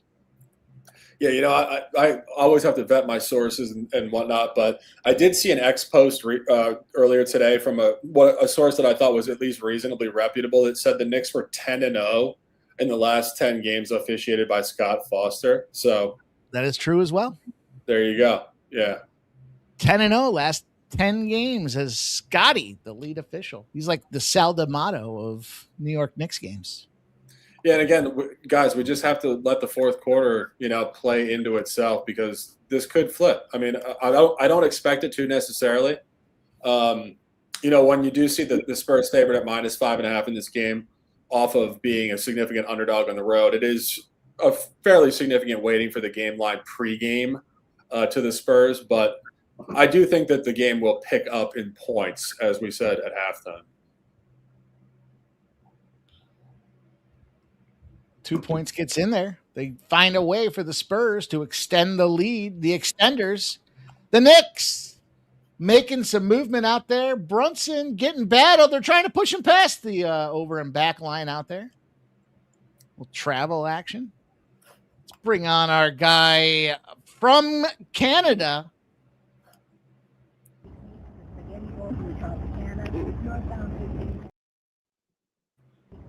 Let me try it. I do not want to see you die here tonight. Sir, yes, sir. Blue, you're my boy. Thank you, sir. Yo. Let me try it. The Razor's not here. From Canada. Dylon, you see we're at 259, my guy. If you can do your best to sync up with us, we appreciate that. We're getting some great clips, some really good traction on these clips tonight. We got 3K on a TikTok clip here from earlier, just a little bit ago. Yeah, man, it's crazy. Woo! Joe, looking clean, bro. Looking clean. I like the fresh cut. Summer's here. It had to go. Absolutely. I mean, you're out in Edmonton, right? Yeah. First time all year it's over 60 degrees, right? Second or third. Wow. Unbelievable. Cheers. All right, well, if you guys are watching at home, you'll see that scoreboard at the bottom. You too can get on board with us as we're calling these plays live. We can see 2:51. Obviously, there's a little bit of a whistle, but once the play starts and you see that clock moving, that's the same viewing time that we have here. And all you have to do is maybe just pause for a few seconds to catch up with where we're at. And we'll all be watching the same game at the same time without any spoiler alerts out there. Let me know exactly when you tip off. I got it paused at 2:51 here, Mike. All right, well, they're going to throw some free throws here. The Spurs first one is good. 69-55.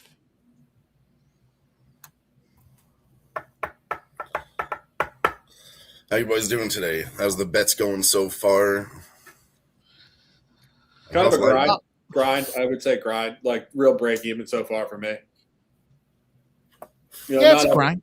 Not every day is a big, championship day, unfortunately. Wish it was, like every other handicapper in the world, but a winning day is a winning day. Champagne goes back to Castle. Castle goes to Johnson. He goes into the lane for the alley-oop, but it's battled around, and Brunson comes out there with the rebound. Passes it over. It's into the slot. No good. As I think that was final. All right, I think I got it now. Sorry, I forgot to tell you. You're homie. My bad. Some good World Cup action. I heard somebody talking today and saying, everyone's a World Cup expert now. I was on record as saying I am not a World Cup expert, but I have been betting soccer for a long time. I did get on a nice little run with the international competition, and the videos, man, we're 4-0 on our World Cup videos to start off the tournament, Dylon. I know. I've been tailing your soccer bets, been meaning to tell you. Great job. Let's go. I'm surprised that you don't consider yourself a World Cup betting expert. I, not to say that I do, but the one thing about it is, other than if you don't follow, I guess, qualifying or something, maybe that's what you mean, but it only comes around every 4 years. So you probably, I think it's one of the easier sports to, I won't say handicap or anything like that, but to follow kind of. I mean, you could be, if you're hardcore soccer, I get it. But again, it only comes around every 4 years. The programs don't really change that much. The best teams are still the usual best teams. Strangely enough, like only 6 countries have ever won the World Cup. That's really crazy.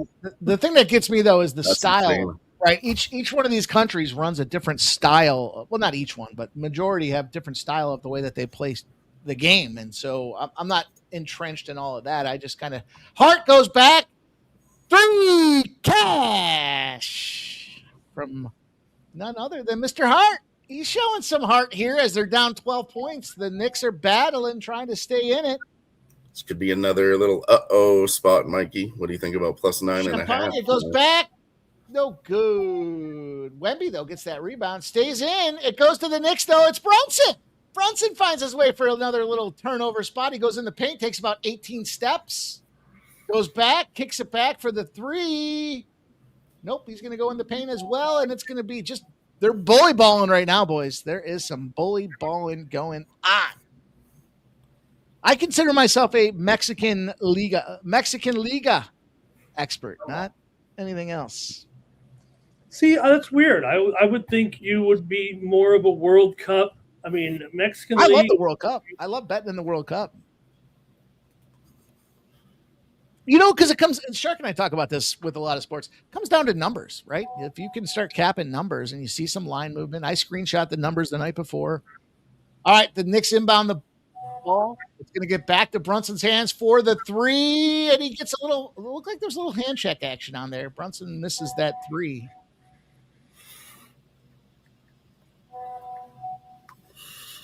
Brunson has 27 of the Knicks' 58 points. He's Doesn't having he a game. always- Yeah, ball hog Brunson. That +9.5 I just mentioned down to +8. The total's moving up to 189. Brunson going to get them 3s, though, or free throws here. First one's up. It's good. I heard you mention that, Sharky, the 182.5 at halftime. That was the lowest number so far. Now it is going above that. I was tempted to bet it. Very tempted, but I didn't. Yeah, just, we discussed it. I'm not going to go into the full breakdown again, but just such an unbelievable buy low. And just in terms of the shots, there were 88 field goal attempts in the first half, and it was like way below expectations. So really good stuff there. He hits the second one. But for me, I was like, man, the bookies had this at 215, 216, right? This is like, 37 points lower? Bookies are not that far off. Like, let's just give that a shot. And if you lose, they're going to be like, wow, that's never happened before. This is history in the making in the NBA Finals. Yeah, for sure. And just the expectation of the regression the other way is so strong here. And he hits the second free throw. Was that 3? Did he get 3 there, Mike? I think he did have all 3, didn't he? He was shooting for the 3 as well. Spurs go up in the lane. They get the easy floater for 2. The Knicks. It's so funny. Was it Ramon? Did you say it? Like everyone's looking to get it to Brunson's hands. They really are. I mean, no doubt, dude. The 3 is back though. Brunson passes it off. It's going to be, that's why they go back to Brunson. Do yourselves a favor. Everybody go under the net, scoop up the rebound so you can toss it back to Brunson until it goes in. Spurs going to pull up a 3. It's no good as well. There's another defensive rebound for the Knicks. And there's Brunson. Let's give it to him. Yep, they did. Check. Easy 2-point layup for the Knicks. They're going to get that little floater from the key.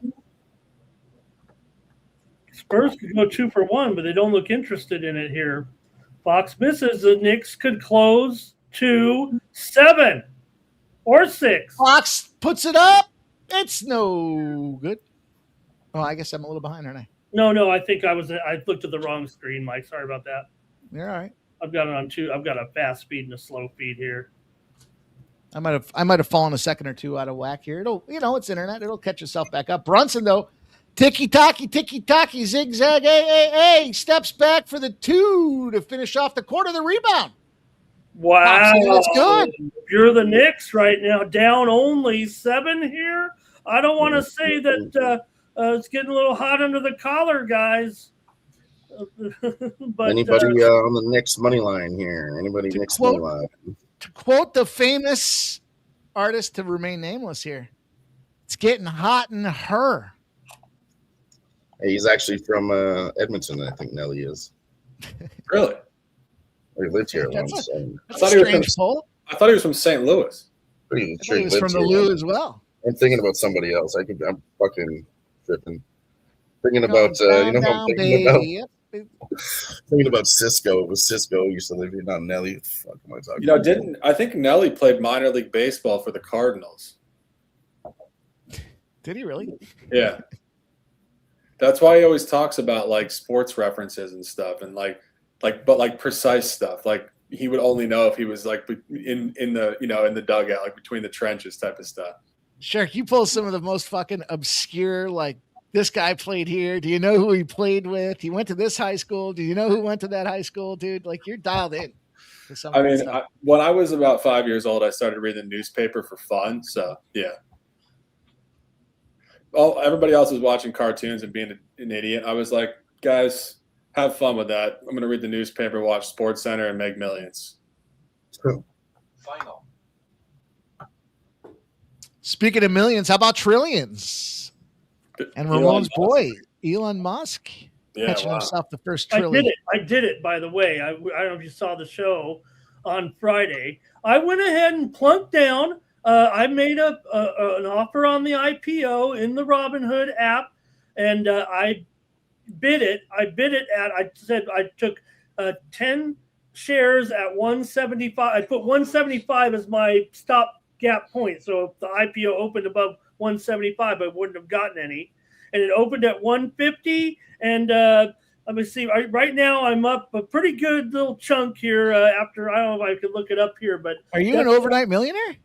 No. The stock is barely. It went up about 10-15%. Probably up about $250, I think, on it. But I went ahead and did the old IPO thing on it. and it went up there right at the open, and that's where it kind of stayed. I might sell it. I'm not looking at it long term. Maybe I'll miss the point on all these. Miss the boat here on all the what they say about all these other ones throughout the years that you should have been on or whatever. But let me see if I can look at it here. What the thing has done here since it opened. Just see that graphic there on the NBA game. Yeah, San Antonio said they had their river boats of blown leads. That's what the SpaceX did right there when it opened. I know. Yeah, I'm sure Brody says sell that shit. Yeah, I probably will. I think the volume is so heavy, it's not going to be one of those. But I don't know. It could run up. I was actually thinking it could. I might wait a day or two and see if it starts to keep moving. I kind of thought maybe 250 might be where it goes and then hangs out there. But I went in and did it. I don't want to say it was for fun. I mean, it was definitely. What did I do here? Right. I'm sorry. $337 there, 11% on the 10 shares there. Let me see. Something about right there. So I don't know. That was kind of fun to watch. I was on the show and the morning steam was on. I had put the order in the night before at what I thought it would be and took that chance. If it opens 176, I wasn't going to get any. But it opened 150 and kind of went up immediately about $10, and then it's at 166 right now. So, all right. Well, the Knicks have possession. The big man. That dude looks like he should be a fucking linebacker. What's he doing playing basketball? Karl Anthony Towns. He's got them big, stocky shoulders. Like he's slightly hunched over too. Like the shoulders. He doesn't do leg day, but he's all about bench presses, man. He don't give a fuck. Let's go Knicks. Towns is like 7 feet. He'd probably be a tight end or a wide. He'd make Calvin Johnson look like a JV player. Let's go. Spurs got the ball. It goes to Castle. Castle's going to dribble it around, hold that ball, go into the paint. He's going to look for a dish out lane. He finds that open man perimeter for three and cash. Sheldon Johnson. Uh-oh. Cash is going to take, boys.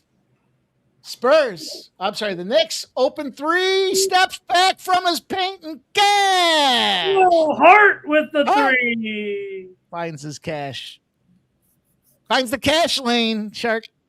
I love to see it. Here we go. Let's ramp up. Spurs going to pull back for the three. It's not going to be good, though. They do get the rebound, however. It goes to Fox. It goes to Castle. Castle to Vassell. Vassell's going to step in the paint. It's going to go back to Wemby for the big slam-a-jamma. Wemby. Give it to the big man. Let him do his thing as they beat their chests. Looking to get excited here. 9-point game in the fourth quarter. The Knicks starting to get a little desperate. These are them legs you boys were talking about. The mental and physical wear and tear from a big comeback in game 4. How does it affect them in game 5? Hart's going to dribble it out. He's going to try to move in the paint. He's going to look back. They got a shot clock situation taking place. It touches the Spurs. Keldon Johnson, it goes across the over and back. It goes to Hart. And we'll see if the Knicks can hang on to this ball. The other side of that comment about fatigue and from the last game is really the polar opposite. The idea that the Knicks, if they can close a 9-point gap in the next 10 minutes, win the NBA championship. So you say to yourself, hold on, that's the previous moment. Yeah. We got 9 minutes. Can we do it? 10 minutes. Just close a gap. We win the title. So that's a great call. You could see a total flip in that dynamic here. Castle to Vassell, back to Castle. Castle outside the perimeter, top of the key, looking. He's telling these guys, he's showing Wemby where to go. And Wemby with the alley-oop, the spinning backhand. Oh, man, that could have been epic material. But the Knicks pick up the rebound. They're looking for Brunson. They realize he ain't out there. So we're going to go to somebody else, and it's going to be Anunoby. They go over and back, and it's looking like Hart passes it off. Hart, three-pointer up. Cash! The Knicks continuing to run it.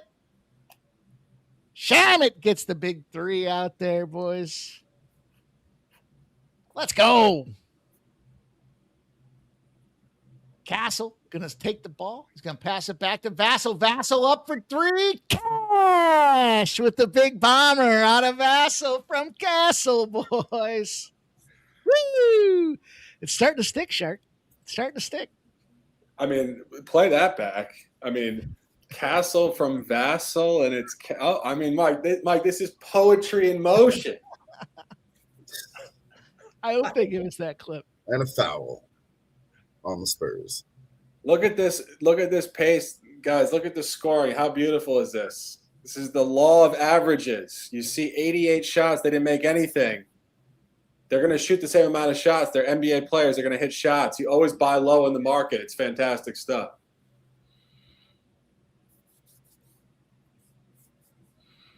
Stoppage of play coming up here. 9-point game, 8:51 left.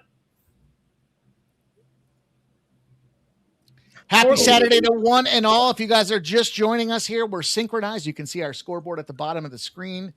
And if you've been here and you're enjoying the content, you haven't done so yet, smash that thumbs up button. It's the only currency we have out here is your guys' engagement in this thing that we do on social media. Smash the like, comment, put a comment in the videos, put a comment on the tweets. Let everyone know. This is a real squad, man, the real deal. These guys are doing this thing. They're sharing best bets. We're trying to give you action and spots to make that money.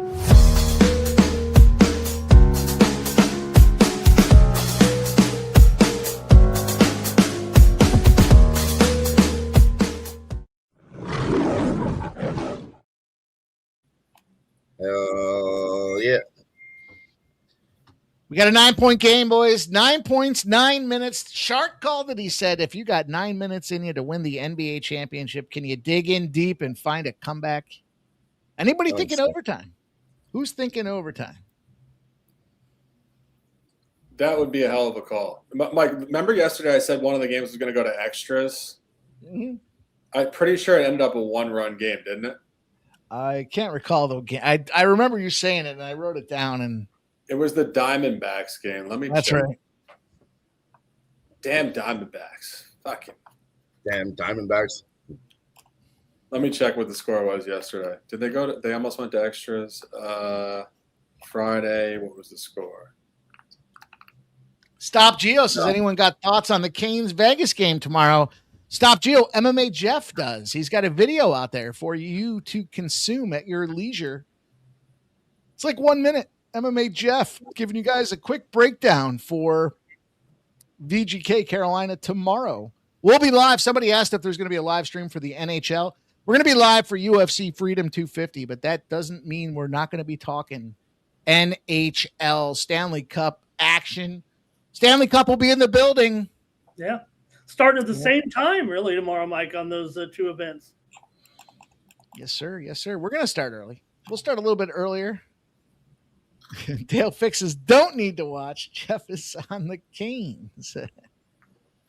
For the record, that Diamondbacks game yesterday did not go to extras. They won 5-2. Today was the one-run game. Whatever, irrelevant. Just, but that was actually plus 750 for a Major League Baseball game. Pre-flop to go to extras plus 750. Mm-hmm. So just for future reference, Mike, maybe in the middle of the summer when we're feeling a little gambly on a Tuesday afternoon, we'll throw a couple of those out for like a quarter. On a Tuesday. Yes, sir. Yes, sir. You heard it here. Why not? Why not? Why not us? Why can't we have nice things? Absolutely. 7.5 to 1. Why not?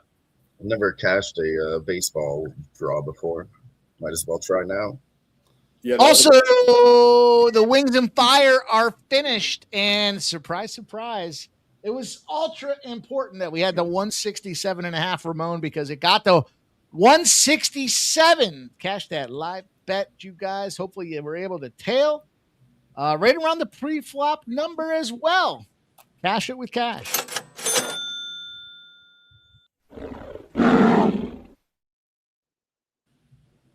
Hey, and the live sports doesn't stop tonight after the action here and the late soccer game. Just 3 minutes left, Scotland and Haiti. How about it? Midnight Eastern. Australia is going to be in action. We got live World Cup. Midnight Eastern, 9 Pacific, Turkey and Australia. Wow, great late night action. Sports betting junkies like me, loving it. Love it. Yeah, game's out in Vancouver, I think. Yeah. Oh, he hits the first. Oh, he misses it.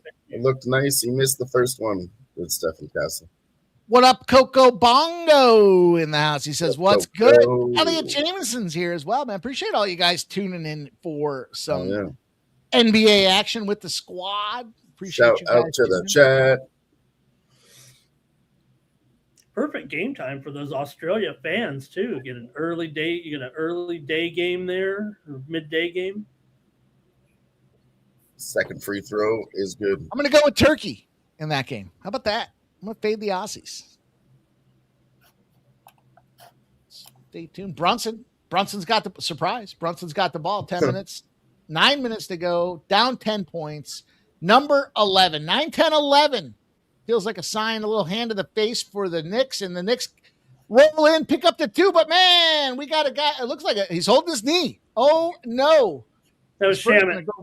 Shamit. Spurs going to go the other way and find that 2-pointer as well. Back to a 10-point game with 8:20 to go. Nunya says Australia wins for the team steam. Is it an official team steam play that I'm fading?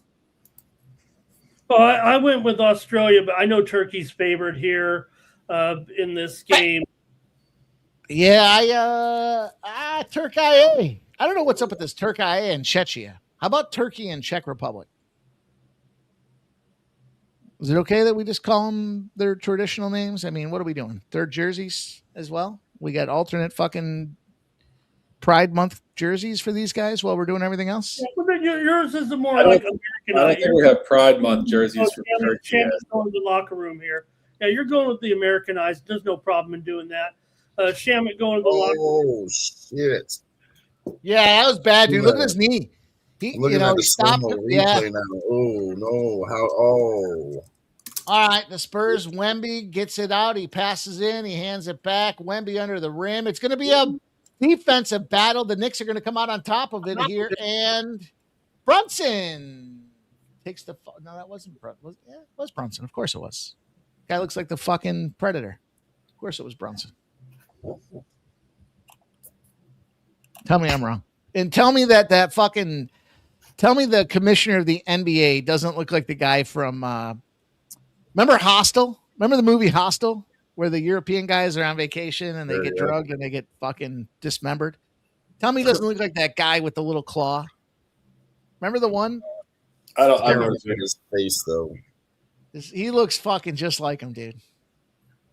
At the end, the guy that gets away. The guy that gets away is fighting against that guy, and that guy happens to be, it looks like the commissioner of the NBA. Tell me I'm wrong. You know, Mike Breen, speaking of bang and cash, before the first game of the NBA Finals, he said something along the lines of Adam Silver and his group are such a great-looking group of men. And on the air, literally. And I thought to myself, how much is this guy getting paid to ass kiss these guys? I mean, Adam Silver just not – come on, man. Like, he's just not a stud. Like, come on, bro. You said he looks like an alien. Mike Breen's like, yeah, great looking guy. Our colleagues are just unbelievably good looking. I was like, come on, man. Could you be any more cheap? Like, tell it how it is at least a little bit. Somebody needs to tell PK Subban shirt and ties are appreciated, right? As he's calling the fucking NHL. This guy looks like a Rafiki. Champagne goes to Wemby in the box out there. Is he going to go for the 2? This is no good. Knicks rebound. Knicks get the rebound, and what do, Ramon? They give it to Brunson. Brunson goes in the paint. Oh, the layup with the 2. Oh, my God. It's Brunson time again. Timeout, Spurs. And now it's even further zoomed in. We said it in the beginning of the quarter. They got to close 9 points in 10 minutes for the championship. Now they have to close 6 points in just over 7 minutes. It's less than 1 point per minute. 3 buckets. And it's so attainable. There is absolutely zero pass for this team right now. They are right here. I put it in here at the beginning of the show in the chat. Knicks plus 175. Shout out to my guy, Big Ragu. He texted us. You know what he said? He said, martingale the fuck out of the Knicks. They're going to We're win. right, we're right there on the number right now. It's crazy. Plus 5.5 hook line. Yeah, now they're minus 115, plus 5.5. The money line plus 265. Total's moving up 192 now. The total moving up 192. When they Go ahead, showed Ramon. the commissioner earlier, Sharky was tonight sitting next to Prince Harry, kind of a pretty handsome guy, but Who was that? Commissioner sitting next to Prince Harry tonight. Oh, that's the one that like estranged himself from the dynasty over there and came. Yeah, he to, got Meghan Markle. Right, Imagine the superpowers. Imagine the superpowers of that JJ that he decided he no longer wants to be a part of the royal family. He would rather have the royal V than the royal family. She was like a C-list actor in Hollywood for a while, wasn't she? She's a hot little number, but she was on one of those shows. What was it? Suits? Suits it was, I think, right? Suits. Yeah, it was like a Wall Street show. She was one of the office girls, but not big time. But yeah, I mean, who knows? As you said, power of V. Shout out to Chris in the chat. He said, just love watching sports with you guys. Well, love having you here watching. Love the whole chat being here. It's great. Appreciate that. I appreciate you guys joining here. Of course, my guy, Ramon Scott, running so hot with the morning steam. Shark and I doing the MLB bases loaded. I love to hang out with my guy Shark and just talk sports, man. And Dylon Betts coming through here as well. That's what makes it a panel, boys. That's what makes it so much fun. And, I had to pop by. I wanted to be here earlier, but if you notice what time I showed up late as fuck, I worked for 12 fucking hours, but I'm still here rocking with the boys because it had to be done. Respect, Absolutely. man. Appreciate that. Appreciate all you guys being here. All you guys in the chat as well. Your comments are so greatly appreciated, and you guys have been doing a tremendous job leaving comments on these shorts and the best bets, the most important ones, of course. When the boys take the time to put a best bet out there, leave a comment. Either you agree or you don't. Everyone's got an opinion. Drop it in the chat. We want to hear you guys. We want to recognize what you guys are on out there. And, preferably you do, before the game. Like we see a lot of comments where guys are talking about what they had after the game. That really, Chuck, I don't know about you, but it doesn't help me to see that you won on something I never heard about until after the fact. So, let me know what you're trying to cash on so I can win with you, or I'll fade you. But I at least like to know about it before it happens. Yeah, I mean, I agree. And also just, own your craft. If you're making wagers, own it, enjoy it. And also I think putting yourself out there a little bit is a fun thing in life. They say pressure is a privilege. Trust me, that was Billie Jean King. I'm not playing women's tennis, but I do agree with the notion. Take a little risk. It makes your life better. Emma Stone is Billy King, of course. We see this Castle situation. Castle steps back outside the perimeter. He's getting ready to do something nasty. He steps up. He goes into the paint. He throws a body. He goes to the floating two. He does not get it. And Brunson, what do we got? We got a little foul action here. It looks like, I don't know. It looks like the end of a UFC fight. Both teams are cheering.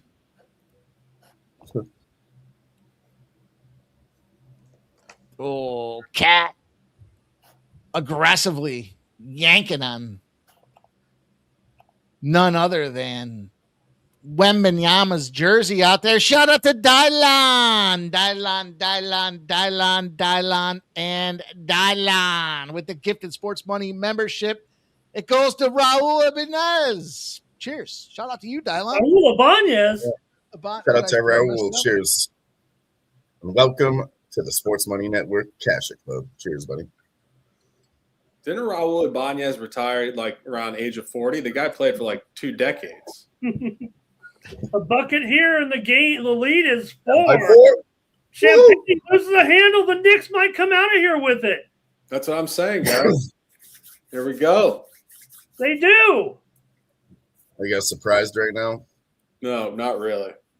I've seen it before. This is literally the exact same game every time. Like, it's still exciting to watch, but man, the script has been written.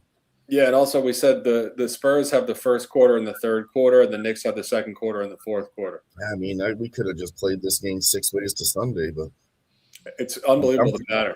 I've just been doing Spurs first quarter. I smashed that, and I said, I ain't giving no money back. Let me just enjoy it now. Yeah. X Picks comes through with the winner today. Great pick. that winner was Spurs first quarter. You boys have been on fire with them plays. We appreciate it, of Honestly, course. I took it like Wednesday night to Thursday. As soon as it came out, I waited 2 days on that bitch. I got -1.5, and then I saw it was up to like -3 today before this game started. I was, holy fuck. Not much. Boys, we got some cash it moments that just rolled in right now. Breaking news.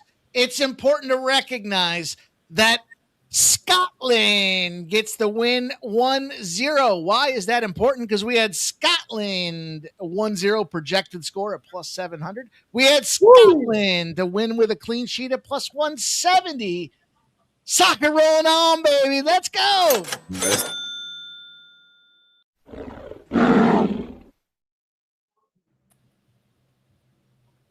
Nice work on soccer again, Mikey. I didn't tail that Scotland bet. I heard about it. I didn't tail that one, but I gave it with you boys here. We talked it out. Ramon and I talked it out. The panel talked it out there and came up with a winning play. Ramon, how about that? I've been on. Like I said, you guys really should check out those plays of the day because I know Jeff's really good at PFL. I tailed my boy Jeff. Of course, Spurs first quarter. And you want to tail X? He's very smart too. Fucking both those things, easy to tail. But yeah, the boys have been cashing lately with those videos. They've been on fire. The one I'm not on is, Jeff's last one in NHL, just because I'm not picking a side. But make sure you tune in because I'm going to make a video tonight for my play in that NHL game. And you're going to want that one too. All right, I'm going to catch a refill here as we get ready to finish, boys. I'll be right back. Shark, you mentioned old players, Ibanez. I was at a game about 20 years ago, and Julio Franco hit a home run. I believe he became at the time, I'm sure it still holds, the oldest player to ever hit a home run. I think he was 47 or 48 years old against the Padres. Must have been 20 years ago. But think about that, old 47, 48 years old, hits a home run. They won the game too. Yeah, incredible. I mean, it's also the longevity of baseball. You can. It's more of like a chess match, it's not, you don't have to be young and spry to play really. So love that for guys. I mean, honestly, you see like certain guys go into their 40s. I mean, especially as we go down the line here. I mean, like everybody's young. I mean, come on, we're all young. It's great stuff. Yeah, no, players will continue to set what would I call it? I guess aging records, right? Because look, I know we're eating so poorly here as a society. We're cutting years off of our lives. But if you focus on your body, you too can look like LeBron here. Hey, I'm working on it. Sharky. I get that. I'm missing leg day too. Tell Mikey when he comes back. But upper body. You've been looking good lately. You have been working out, haven't you? Upper body, okay. Doing those, those quote unquote push-ups. Jazzercise. Got to have a partner, though, Sharky. Got to have a partner to do those special push-ups late into the night. Maybe not. I mean, you can be your own best friend as well. I mean, Fox shoots, rebound. Jalen Brunson puts it up, no good. Knicks trying to tip it in, no good, but I think it's a Knicks ball. Yeah, we're hanging out here now. Just the game just keeps getting more condensed. I mean, it's exactly where the Knicks want them. They just want them. Where the Knicks want them. You are decided the last 2 minutes. Yep, just gradually just closing the gap. One thing that will be talked about, Sharky, is the fact that I believe that Coach Brown has really done a number here on Coach Johnson, unfortunately. No problem. I mean, Charles Barkley got in a little bit of trouble there. They thought he was criticizing Johnson. He wasn't, but the Spurs are going to look like they got a little bit out-coached here, too. Brunson hit the first one. Home run for the A's. It's 4-2 here in the fourth inning. 37 points for Brunson tonight. Damn. Wow. Yeah, all right, we got a 2-point game. We got 5 minutes to go. It's funny how 5 minutes in the second quarter or the third quarter. It's the second one. Don't mean shit. But 5 minutes in the fourth. Sit down, refill your beverage. Here's a deja vu, Mikey. Knicks 8-0 run the last 3 minutes. That's a deja vu. Stop Gio coming in with some knowledge, man. He says, for what it's worth, Turkey is 8-0 in the second half in recent national games. 2 points is up. It's off the rim. Oh, there we go. Come on, the Knicks do scrap it out and come back with the game. And, of course, it goes to Brunson. Why wouldn't you give to Brunson? He goes in the lane. He goes in the paint. Easy 2 to tie the game. God, we're tied. Oh man. Give them a show, boys. That's what we want to do here tonight. It's Saturday night. It's only right. Let's see what these Spurs can do as they 10-0 run. look for the open man. He steps back with the 2. It's no good. It's going to be a Knicks ball. Knicks going to have a chance for, questionable call, boys. Oh, my goodness. Like I said the other night, I'm not saying this game's over. I'm not saying the Knicks are winning this one. What was the call there? This series will be remembered for that game number 4. And as I said the other night when we were together, I said, the NBA finals come and go. You can't tell me who won game 3 in a series, 3 years ago, but we'll be able to remember that game. I believe the incredible comeback. I'll remember, hey, I was on with the guys doing the video. Super drive. It was Wemby that went in. Harper now passes it back beyond the point. It's going to be a step up 2, and it's good for the Spurs to take the lead 85-83 in the fourth quarter. 4 minutes to go, boys. Tick-tock. Brunson. Showboating a little bit here. Shark, they resumed the the Royals-Astros game, by the way, just back underway. Brunson looking for Hart, but he decides to spin Arama, and he throws up the 2 that is no good. What do we got? A lot of high fives. Jalen Brunson with the ball again, Mikey. Who would have thought? Who would have thought? Going to be a chance for Brunson to inbound the ball to the Knicks. They're down 2 points. Hart gets the ball. Hart looks over. He finds Anunoby. Anunoby gives it back to Brunson outside the perimeter. Brunson dances around. He finds it back. He dishes it off. He gets it back in Brunson's hands as he steps back. Shoots up the 3. Oh, that would have been incredible. He doesn't throw up very many air balls, does he? I mean, his shots are always pretty good, man. That thing almost went down. Yeah, I mean, he is one of the best, just like craftsmen in the NBA. I mean, he's so undersized. I mean, I was looking at it, watching him walk in the arena before, just like in street clothes. He's wearing like jeans and a t-shirt. If you saw that dude just walking down the street, you would never think he's a pro athlete.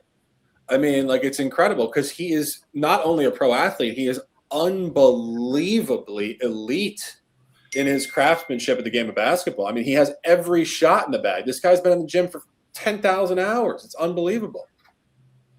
And we perceive him as a veteran. I don't want to say on the downside of it. It's because he's not. He's right in his prime right now. Yeah, for the next 5 years. Yeah, I would also, though, I would challenge a little bit on what you guys were saying about the Knicks staying power here. I actually don't know if they have it here. I still kind of, Mike, I kind of like the fact that the Spurs and the Thunder can battle it out in the West for years to come. I like that too. I like that matchup here. The Knicks staying power, but they got that Villanova chemistry you like to talk about. Villanova. Great place to go grab a sandwich while you sit around and enjoy the scenery. Yeah, and also, Ramon, I was actually not saying they had staying power. I was saying that the East has a lot of pushback with some of these younger teams and their potential trades. So Fox with the step up 2. It's no good, but Wemby tries to manhandle it. The rebound goes to guess who? Guess who? Guess who? It's Brunson.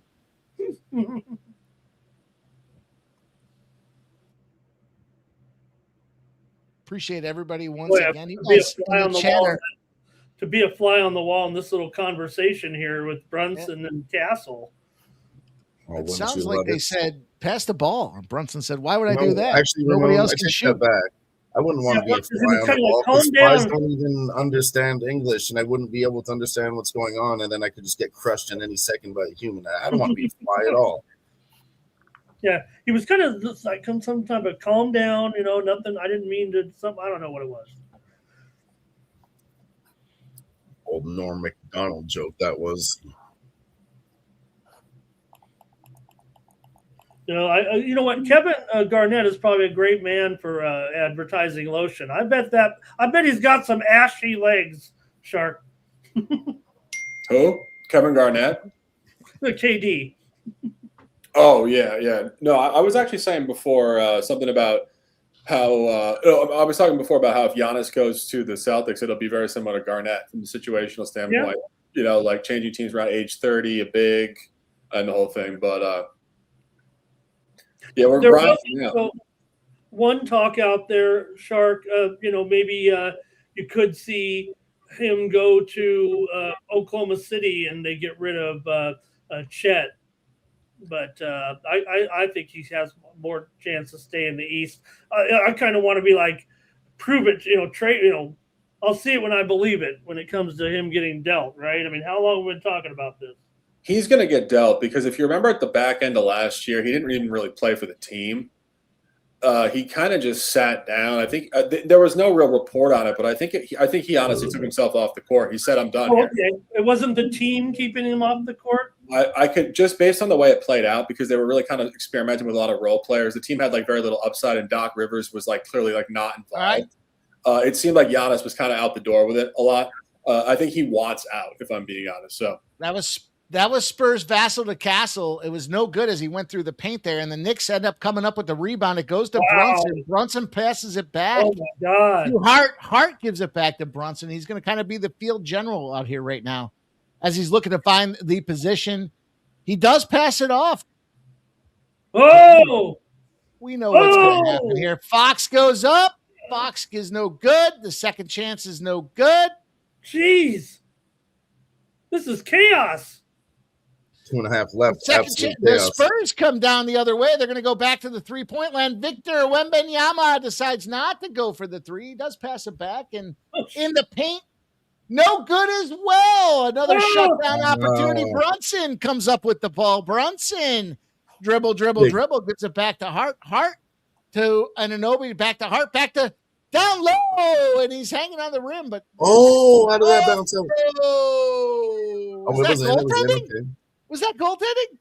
Yeah, he stuck his hand up. He blocked it through the rim, Mike.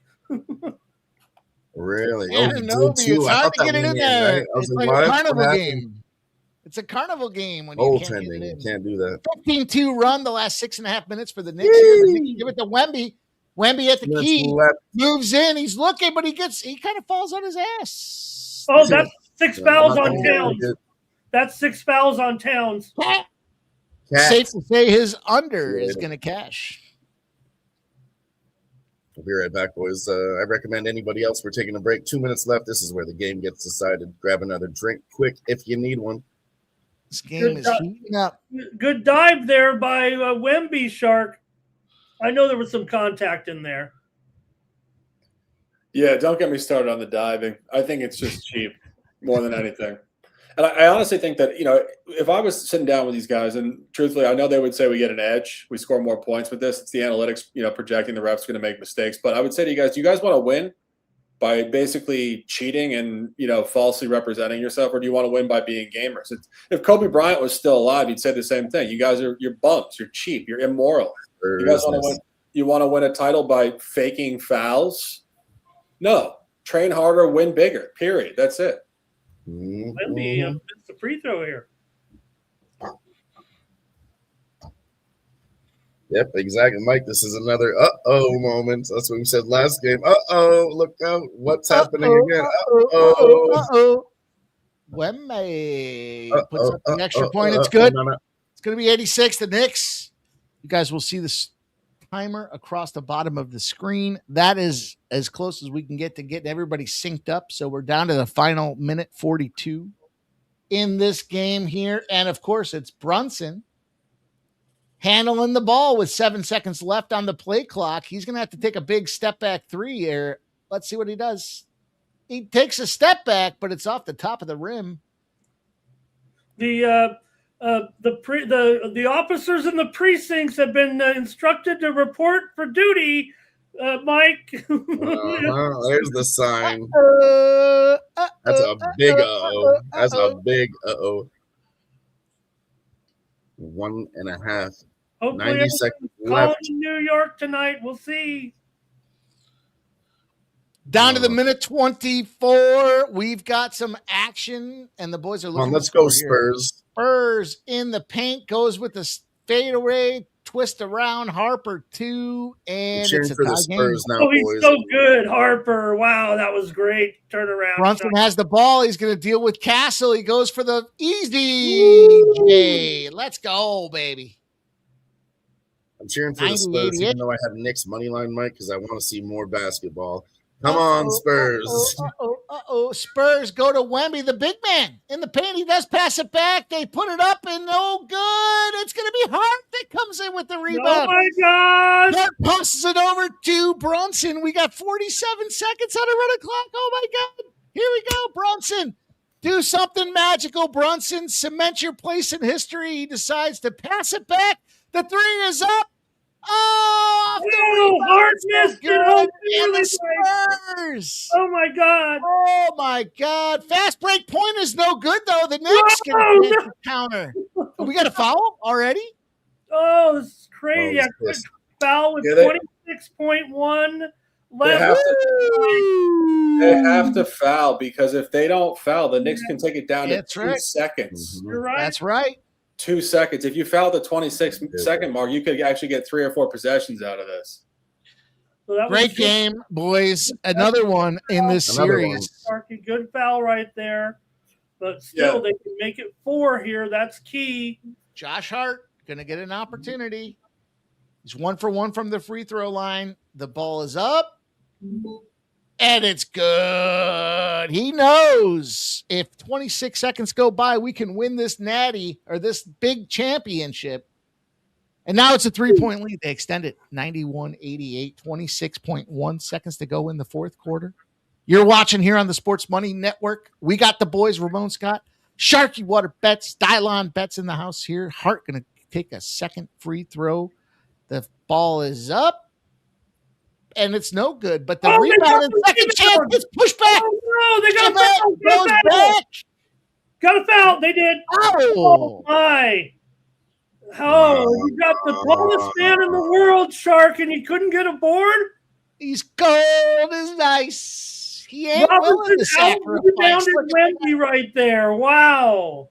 Woo, boys. He used the power, right? He used the muscle. First free throw is up. It's good. Knicks moving that lead, extending now a 4-point lead for the New York Knicks. 4-point lead. Holy cow. What a game. What a fun battle we've had here tonight. The Knicks try to get the rebound. It does go to the Spurs. The Spurs are going to call timeout. Yeah, the Spurs are like, I mean, they're still down 4, but they almost blew it again. Almost gave it back to the Knicks. Isn't that so interesting when they show the replay of the rebound, how it seemed like, okay, I get it. Wemby's more interested in blocking out, but boy, he's so tall. I would be worried more just grow up and grab the ball. I know Robinson's a monster rebounder in there, but you have the inside position. You are Wemby. You've got a man who, no matter how tall he is going to be shorter behind you. That was seemed like a poor play there by Wemby. For what it's worth, boys, the Spurs are the first team in history to blow 4 double-digit leads in the NBA Finals. Wow. Just getting double digits and then it's done. And then losing it, right? Yeah.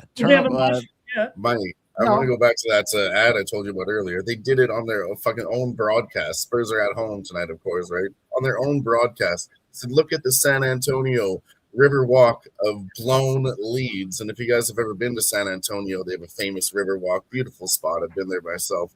And they pulled up this whole graphic about how they're just on a riverboat fantasy of blowing leads. I'm like, you did that to your own team on your own broadcast? Like, what the fuck? It was fucked up. Look at how many Knicks fans. I mean, there's so many. Fourth quarter again, 27-16. It's literally the same thing we saw last time. Literally the same thing.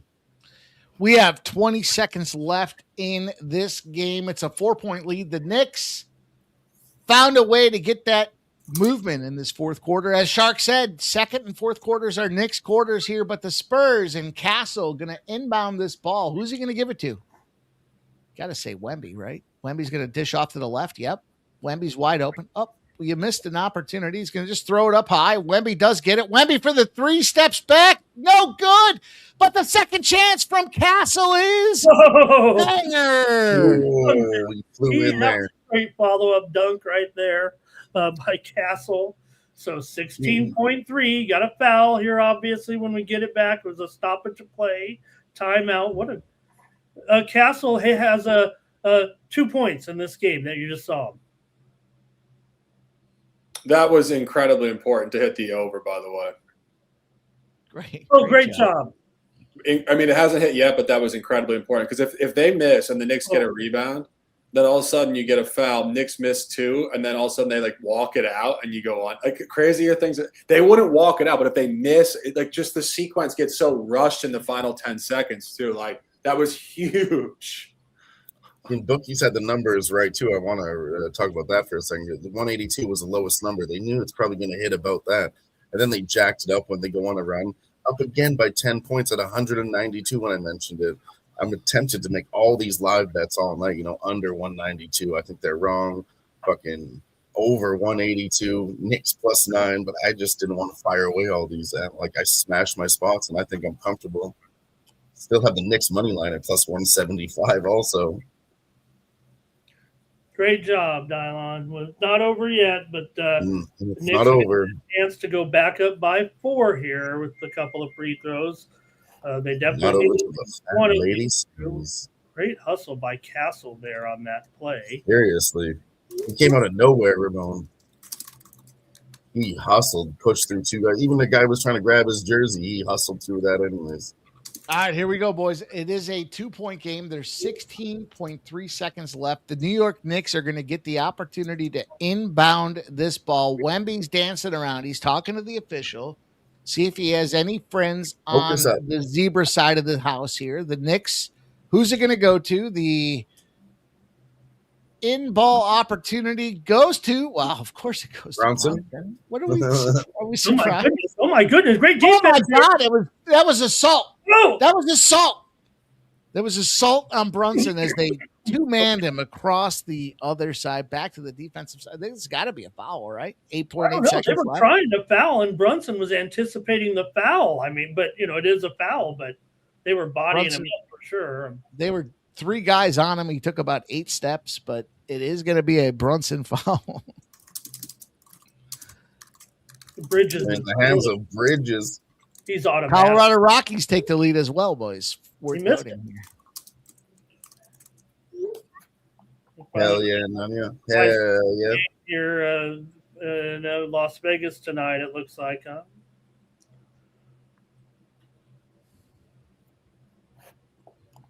So now that gives the Knicks life here with 1 missed free throw already. A guy who's made 22 of 23 in the postseason so far.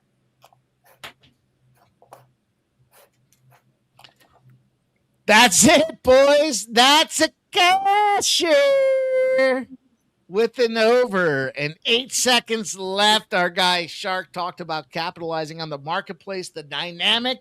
Yeah. And here it is. It was a free throw that got us there, and it is all good in the hood.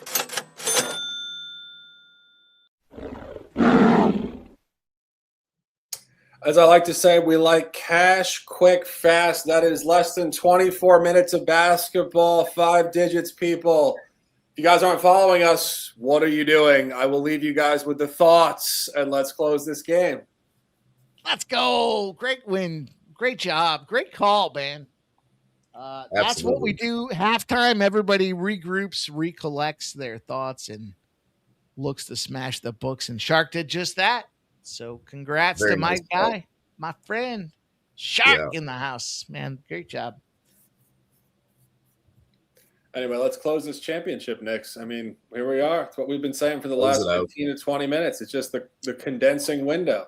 Smaller and smaller amount of time. Just that's all you got to do. Just focus on the moment and dominate. That's it. What a game. What a fun game. Not quite the 27-point comeback, but they didn't need to. They kept it within realm. And it's just so amazing to me in the NBA that these players can just flip a switch. Doesn't mean it's done yet. I'm not celebrating any victories. I'm just blown away at how 20-point runs can take place in 8.8 seconds. Look, unfortunately, I don't want to say Wemby's a fine 3-point shooter. Especially for a big man, you wish you had a more natural shooter on this team, especially got Fox Ice Cold here. You'd have to think it's going to be Wemby to shoot a 3-pointer, even though, like I said, you kind of wish you had a true 3 guy. Hope maybe Harper can get the shot. But here we go. 8.8, Mike.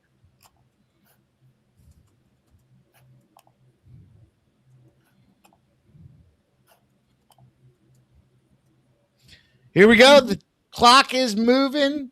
It is 8.6 and the clock gets stopped. What do we say? Shark, what do we say? 4 minutes early in the game ain't shit, but 4 minutes at the end of the game. Dude, this 30 seconds has been like 5 or 6 plays. They do go for the foul, so they're not playing that game, or they are playing that game, but rightfully so and correctly. Nobody wants to sit there and be that guy and say, should have fouled. So they're going to go ahead and put Harper on the line here to try to knock down a pair, and still 8.5 seconds left. So let's see what happens with Harper here at the line. Yeah, if any of you guys cashed that total in the chat, tell us you cashed. If you guys are drinking a beer, whatever you're drinking, drop your comments. We appreciate you guys. And let's close it out. Chiefs. Yes. Oh, boy. Now what do? You almost got to miss on purpose. Well, you still can foul, I guess, but. All right, I got the first free throw coming up. No. Okay. There to go. First free throw. All right. Okay. Oh, my God. Oh, man. I guess that was the second. That was the second. Rebounded by the Knicks, foul 7.7. Yep. And missed them both. Well, I'm not saying he tried to miss on purpose, but if they were, it was a bad strategy because the Spurs weren't really exactly in position for the rebounding there. It ended up being an easy rebound. Georgia just beat Texas 7-1 at the College World Series. Go Dogs. R. Lopez has cashed that total. I know he's talking about that halftime live bet from our guy Shark. 6 foot goat, welcome in. Thank you for finding us here. He looks like he needs the Spurs. He says, come on, man. Appreciate you for finding us. Make sure you like the channel and subscribe so that you don't miss notifications when we do this on the reg. And God damn it, we do. Nobody does more for the betting community than Sports Money Network out there. Big Ananobi, .9490. Too sharp. Come down to give it to Wemby for the 3. And it's No off good. the rim and no good. And it's over. New York Knicks. They win. Yes, you know. Go ahead and Let's try it, go. Turkey. It's been 53 years. 94-90, boys. Put it in the game. Let's go, Knicks. Knicks program from 95-96 right here. Look at this. Let's go. Knicks 4-1. Who saw this coming? Knicks 4-1. Like I lived in New York City since 1985, gentlemen. Let's go. Shout out to our guy Shark. Shout out to the New York Knicks. What a absolute hell of a run. Great stuff. Congratulations. And damn. Woo-hoo. We got ourselves a little New York Knicks. That shit was nylon cash plus money. Turkey, they threw out some other names on these Knicks that played well, but it's Jalen Brunson. He's the man here. He's his star is not going to ever be any brighter than it is tonight. A true superstar here, and the Knicks winning it here. Terrific job. Yeah. I'll do you in the bottom while you're drinking sangria. Woo! Sorry, Shark. I didn't mean to cut you off. No, I mean, I'm ordering a bottle of wine right now. I was a little limited. I honestly, it's been 53 years. It was before I was born. I was born in 85. I watched the Knicks in the 90s. They broke our hearts. They broke the city's hearts for 50 plus years. Not only that, Ramon, you're talking about it. This is for every single person that ever rooted for the Knicks. You know, it's a hard line city. It's incredibly competitive. It's population dense. It's a tough struggle. The reason why people love sports in big cities is because it's hard to get by. And the sports teams lift people up. The Knicks just lifted up New York for 5 decades. Shout to Brunson, Mike Brown, big time shout Karl-Anthony Towns and the entire team. For everybody that ever played for the Knicks, even the garbage, even Isaiah Thomas, Eddie Curry, and a bunch of other randoms. It is the Knicks NBA Championship 26. Put the banner up, put the 95-96 on screen. It was a year, gentlemen. Is there a buy hat?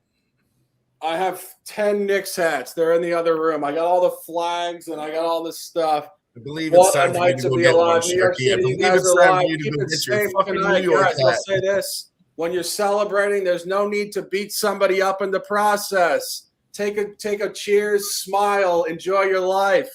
Let's fucking go, people.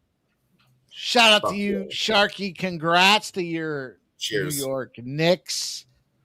Great stuff, man.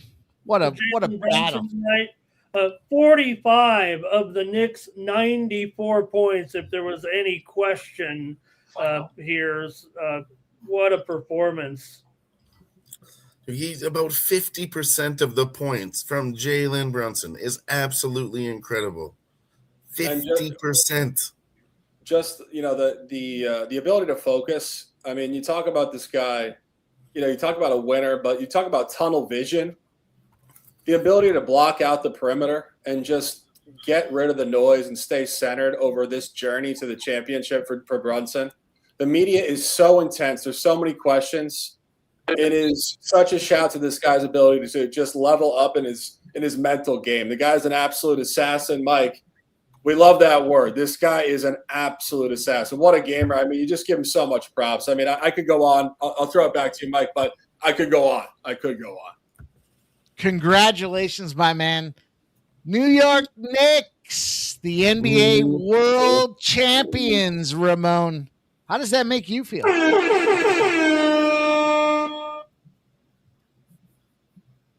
Got to feel good for these Knicks. I lost my futures bet. I think we made it up on some bets here tonight for sure. Finally, I struggled in this series on the side. I'd hit every derivative, it seemed like, every game, and couldn't get the side right tonight. We hit pretty much everything on this one tonight. Great job. Dylon Bets. I know you were able to come in here and make some live betting. I mean, how do you honestly, feel about the New York Knicks being world champions? I mean, I fucking love it. For me, I was thinking it was going to be the Spurs. I kind of disrespected the Knicks a little bit. But as this game went on, and every other series, I disrespected them against Cleveland. They showed me something. So I was willing to bet the Knicks here. Like I said, I'm a little bit disappointed because I wanted to martingale the fuck out of this, and I could have made more money.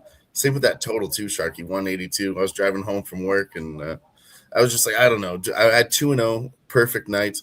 I'm on a 9-day winning streak, so I'm really trying to protect my fucking record and keep this fucking hot streak rolling. So I was like, I don't want to do that or even give any money back. I'm already on the right side. But man, all those live bets, like Ramon said, all the derivatives was a nice way to say it, Ramon. Everything's been smashing. The under, first quarter, second quarter Knicks, fucking like just simple shit. Then back to the Spurs and then back to the Knicks. And then you take the Knicks at plus money. You take the plus 9. You take the over 182. You take the under 199. We could have smashed all the derivatives. And that's why I'm a little bit sad that we can't do it again. But all in all, what a great series. Knicks deserve it. That town is going to go crazy. Heavy police presence over there tonight. But all around, we're 2-0. Spurs first quarter goes nuts. Knicks plus 175. Nice 2-0 night over here. And we've been smashing this series. It was so nice. We had to hit it twice. So we've been rolling. Tremendous rolling. Work. Tremendous work from everybody out here. Lots of great contributions throughout the NBA season, man. Shout out. We had a ton of guys coming on, giving out live bets, giving out plays. We had our guy, of course, Nicholas Handy. We had Ixnizzle, Smoke and Mirrors, MMA Jeff, Razor Sharp Picks, Ramon Scott, Dylon Betts, the Shark. Get the fucking out. Just get out of the water, man. If you have any question about the wave, you just don't belong in the water, period. So that's how it rolls here at the Sports Money Network. All you guys, I'm sure I left a ton of people out, but congratulations to the New York Knicks. What a fun spot. And we're not done. We have so much more in the hopper for you guys between MLB. NBA is gone, but we still have one more NHL game. And we'll talk about that tomorrow. You can see MMA Jeff Short out there. We've got World Cup soccer action. 12 p.m. Bases loaded follows up the morning steam. You catch that 9 in the morning here. Sports Money Network is live, man. You guys have been doing a great job galore across the board. And the Knicks, man, they deserve their credence. They deserve their championship. What a fun battle. What a great game, man. Fourth quarter, the Knicks, one of the best fourth quarter teams in history. I don't know. Dylan, tell them what's up. Tell them where they can find you. I'd like to actually play this for the New York Knicks. They cashed as a dog at plus 175. If you see these dogs in your front yard, just go upstairs. I'm going hard. Bing, Bing bong. Another smasher. Unreal that they got that done. You can find me here. Again, tomorrow it's going to be Game 6, Carolina versus Vegas. I want more hockey too, so I'm hoping that this one goes a little bit further. But look out for my play. I'm going to record a video tonight, and I'll be making my play of the day be posted tomorrow for your viewing pleasure. Make sure you go check it out. Like, share, subscribe. Check out all the other content over here on the Sports Money Network. The boys are on fire. We've been rolling ever since the merger. It hasn't even been that long, Mike. We've been rolling, smashing, cashing, and laughing. Shout out to everybody in the chat. Appreciate you. Let's keep on rolling. Let's bring in our guy, the Shark, my friend, re-inspiring my love for some of these sports that had gone dormant, and a man that brings the best of the best every time he goes on screen. Shark, tell them what's up. Tell them where they can find you. Yeah, I'm sitting here. I'm honestly just kind of blown away. I mean, I have so much to say on this. It's been 4 decades of my life and 5 decades for most Knicks fans. And just, the aspect of the sport that is so overwhelming for everybody. The one thing about the NBA that stands alone for itself, it's like theater. It's a nightly broadcast. It's during the winter months. You go inside, you watch a team. It's a quick sport. The games only take 2 hours. It's not football. It's not once a week. It's not hockey. You don't have windows in front of you with the ice in between. You don't have baseball 162. It's an intimate sport. It's theater. It brings people together. It's an incredible avenue to just connection of people. And for the Knicks in the Mecca, the highest level of competitive energy in New York City to finally win with this group. As I said, I could talk about it for an hour, but it probably won't hit me for at least a week, maybe 2, maybe 3, maybe 4, just the gravity of this. But shout out to the Knicks, shout out to everybody involved. Fantastic stuff. Sorry, I got the live counter right on top of the in and out button. But how about this, you guys? Shout out to Let's Go. Ramon Scott will put the bow on the show. Before we do that, we do have a new member. It is glorious at the end of a big night. We appreciate gaining new members, man. We weren't sure if we were going to pull together this view for you guys, and we did. And these guys right here stepped up. The Shark, Dylan, Ramon. They said, we can't have Game 5 without doing something on screen with you guys. And so shout out to everybody that's here. Shout out to our Lopez. May I, Mike? Sure, please. Shout out to our Lopez with the new membership. Every time we get one, we are going to take a shot as a welcome and a thank you. Cheers. Go ahead, Ramon. Let them know. Get us on out of here. Guys, this isn't it. I mean, you got to get right back here tomorrow. We're going to have the show tomorrow morning steam, but it's all tomorrow about our coverage. It's all about our coverage tomorrow here. This was incredible. What a series of games we had here over the last week and a half. But please come back same time tomorrow, 8 p.m. Eastern, 5 Pacific, for one of the most anticipated sporting events of all time right here. And we're going to be live with Mike, with Jeff. I think Razor's going to stop. Who knows? Dylan better get off work. Everybody better get here because this is going to be a monumental event here tomorrow with the UFC Freedom 250 live from Washington, D.C. So you're not going to want to miss it. Who knows what's going to happen, Mike? I imagine something is going to happen that we've never seen before, so you might want to be there. what a great job from you gentlemen. And I'll say it again, man. Listen, thank you guys for showing up tonight, because the thought process pre-flop of me sitting around here talking NBA by myself, and my friend showed up, and we made a lot of money doing it. So respect to you guys. Thank you. That speaks to just our overall engagement, and I love you guys, man. So great job. Congrats to the New York Knicks. We'll be back to do it again. You better not sleep on this UFC stream tomorrow. Oh my God, UFC America 250 Freedom 2. I don't care. We got a bunch of stuff going on out there to stare these bookies down. So good luck. God bless. Build them bank. I'm like an addict, do I gotta have it. I ain't even playing, got a really bad habit. If it moves, gotta grab it. Fuse like a magnet, lose, won't have it till I'm doomed in a casket. I ain't playing, got a weird mind. If you work 8 hours, I'ma work 9. If the shit tastes sour, you should taste mine.